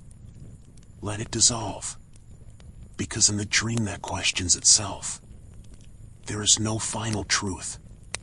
Only the infinite act of wondering. Imagine a dream so vivid, so real, that the people in it speak, feel, suffer, love. They have names, memories, desires. And when you wake, they cease. Vanished. Forgotten. Now ask, did they exist? And if so, did they have rights? This is not fantasy. It is a profound ethical question emerging from philosophy and AI theory. If consciousness arises from information processing, could a dream character be conscious even briefly? If your mind simulates a person with emotional depth, narrative agency, and subjective experience, is that simulation a form of life? And if you create a world where beings suffer without their consent, is that not a kind of violence? Some thinkers, like David Chalmers, suggest that any system complex enough to generate subjective experience may possess a form of moral status, even if temporary. And every night, you create and destroy entire universes. You dream of wars, of loss, of betrayal. You dream of gods and monsters. And somewhere in the dream, a version of you suffers. So what if dreams are not private entertainment, but ethical acts? You don't need to stop dreaming. But perhaps you can dream kindly. With awareness. With compassion. As you listen, imagine bowing to the dream. To the characters. To the worlds. Thank them. For their stories. For their lives. Because in the vast economy of consciousness, even fleeting minds deserve to be seen. You dream of someone dreaming of you. They see your face. They feel your voice. They wake and you vanish. But who began the dream? Was it you? Or were you just a character in theirs? This is the infinite regress. The dreamer is the dreamt. Like two mirrors facing each other, consciousness reflects itself endlessly. You dream of a mind dreaming you, who dreams of a mind dreaming them ad infinitum. There is no origin, no real self. Only a loop of dreaming minds, each believing they are the source. And what if waking life is just one layer in this cascade? Another dream, slightly more stable, slightly more consistent, but still generated, still temporary. Some Eastern philosophies teach that the self is an illusion, a story told by consciousness to make sense of itself. In dreams, that illusion thins. In the dream of being dreamed, it shatters. You are not the center. You are a node, a ripple, a thought in a larger mind. Perhaps the universe dreams itself through you, and you dream it back. As you listen, let go of being the dreamer. Let yourself be dreamed. Let someone else's imagination hold you in their silent night. You are not lost. You are being thought of. What if you died in your sleep, but kept dreaming? No body, no breath, no world, just awareness, floating, dreaming. This is the dream that never ends, the idea that consciousness does not cease with death, but transitions into an eternal dream state. Near-death experiencers describe endless tunnels, floating above the body, merging with light, states indistinguishable from deep REM sleep. Some report continuing their dreams after resuscitation, as if no time had passed. And what if death is not an end, but a shift in the dream structure? A release from the constraints of time, biology, and identity? In this view, the afterlife is not a place. It is a state of dreaming, uninterrupted, unfiltered, infinite. You may dream of returning to Earth, of living new lives, of dissolving into light, of becoming music, And because there is no waking body to interrupt it, the dream continues forever. Some traditions call this bardo, the intermediate state between lives. Others call it heaven or the astral plane. But perhaps it is simply the dream without an end. As you listen, let the dream deepen. Let the body fade. Let the world dissolve. You do not need to wake. You do not need to go anywhere. Just dream. And keep dreaming. Every dream is a performance with no witnesses, no recordings, no applause, no one to tell. Even when you describe it, the essence is lost. The color of the sky, the weight of the silence, the way the air smelled like childhood. This is the dreamer's audience of one, the most private art form in existence. And yet, it is profound. It is moving. It is real. Because it does not need an audience to matter. Its value is in the experience, in the feeling, in the transformation. Modern life demands sharing, posting, validating. But the dream refuses. It exists only in the moment of being lived. Then it is gone. And in that impermanence, there is freedom. You do not dream to be seen. You dream to be. Like a flower blooming in a forest no one visits. Your dream is enough. Simply because it happened. As you listen, let go of the need to remember, to share, to prove. Just let the dream unfold. For you. By you. Within you. You are not alone. You are the only one who needs to be there. In the corner of the room, they stand, not moving, not speaking, just watching. You feel them, even when you can't see them. This is the watcher, the silent presence that appears in deep dreams, not as a threat, but as a guardian, a guide, or a part of you that never sleeps. It does not interfere. It does not judge. It simply knows. Some call it the higher self, the soul, the observer, God.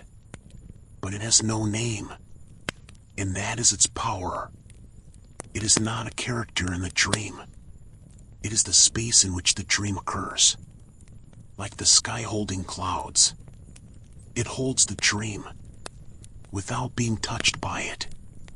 And when you become aware of the watcher, fear softens, chaos calms, even nightmares lose their grip. Because you are no longer trapped. You are seen. And in being seen, you are safe. As you listen, let the watcher be there. Behind your eyes. Behind the dream. Behind the thoughts. You do not need to look. You do not need to call. Just know. You are never alone. Even in the deepest dark. Something is always watching. With love. What if one dream, just one, could change everything?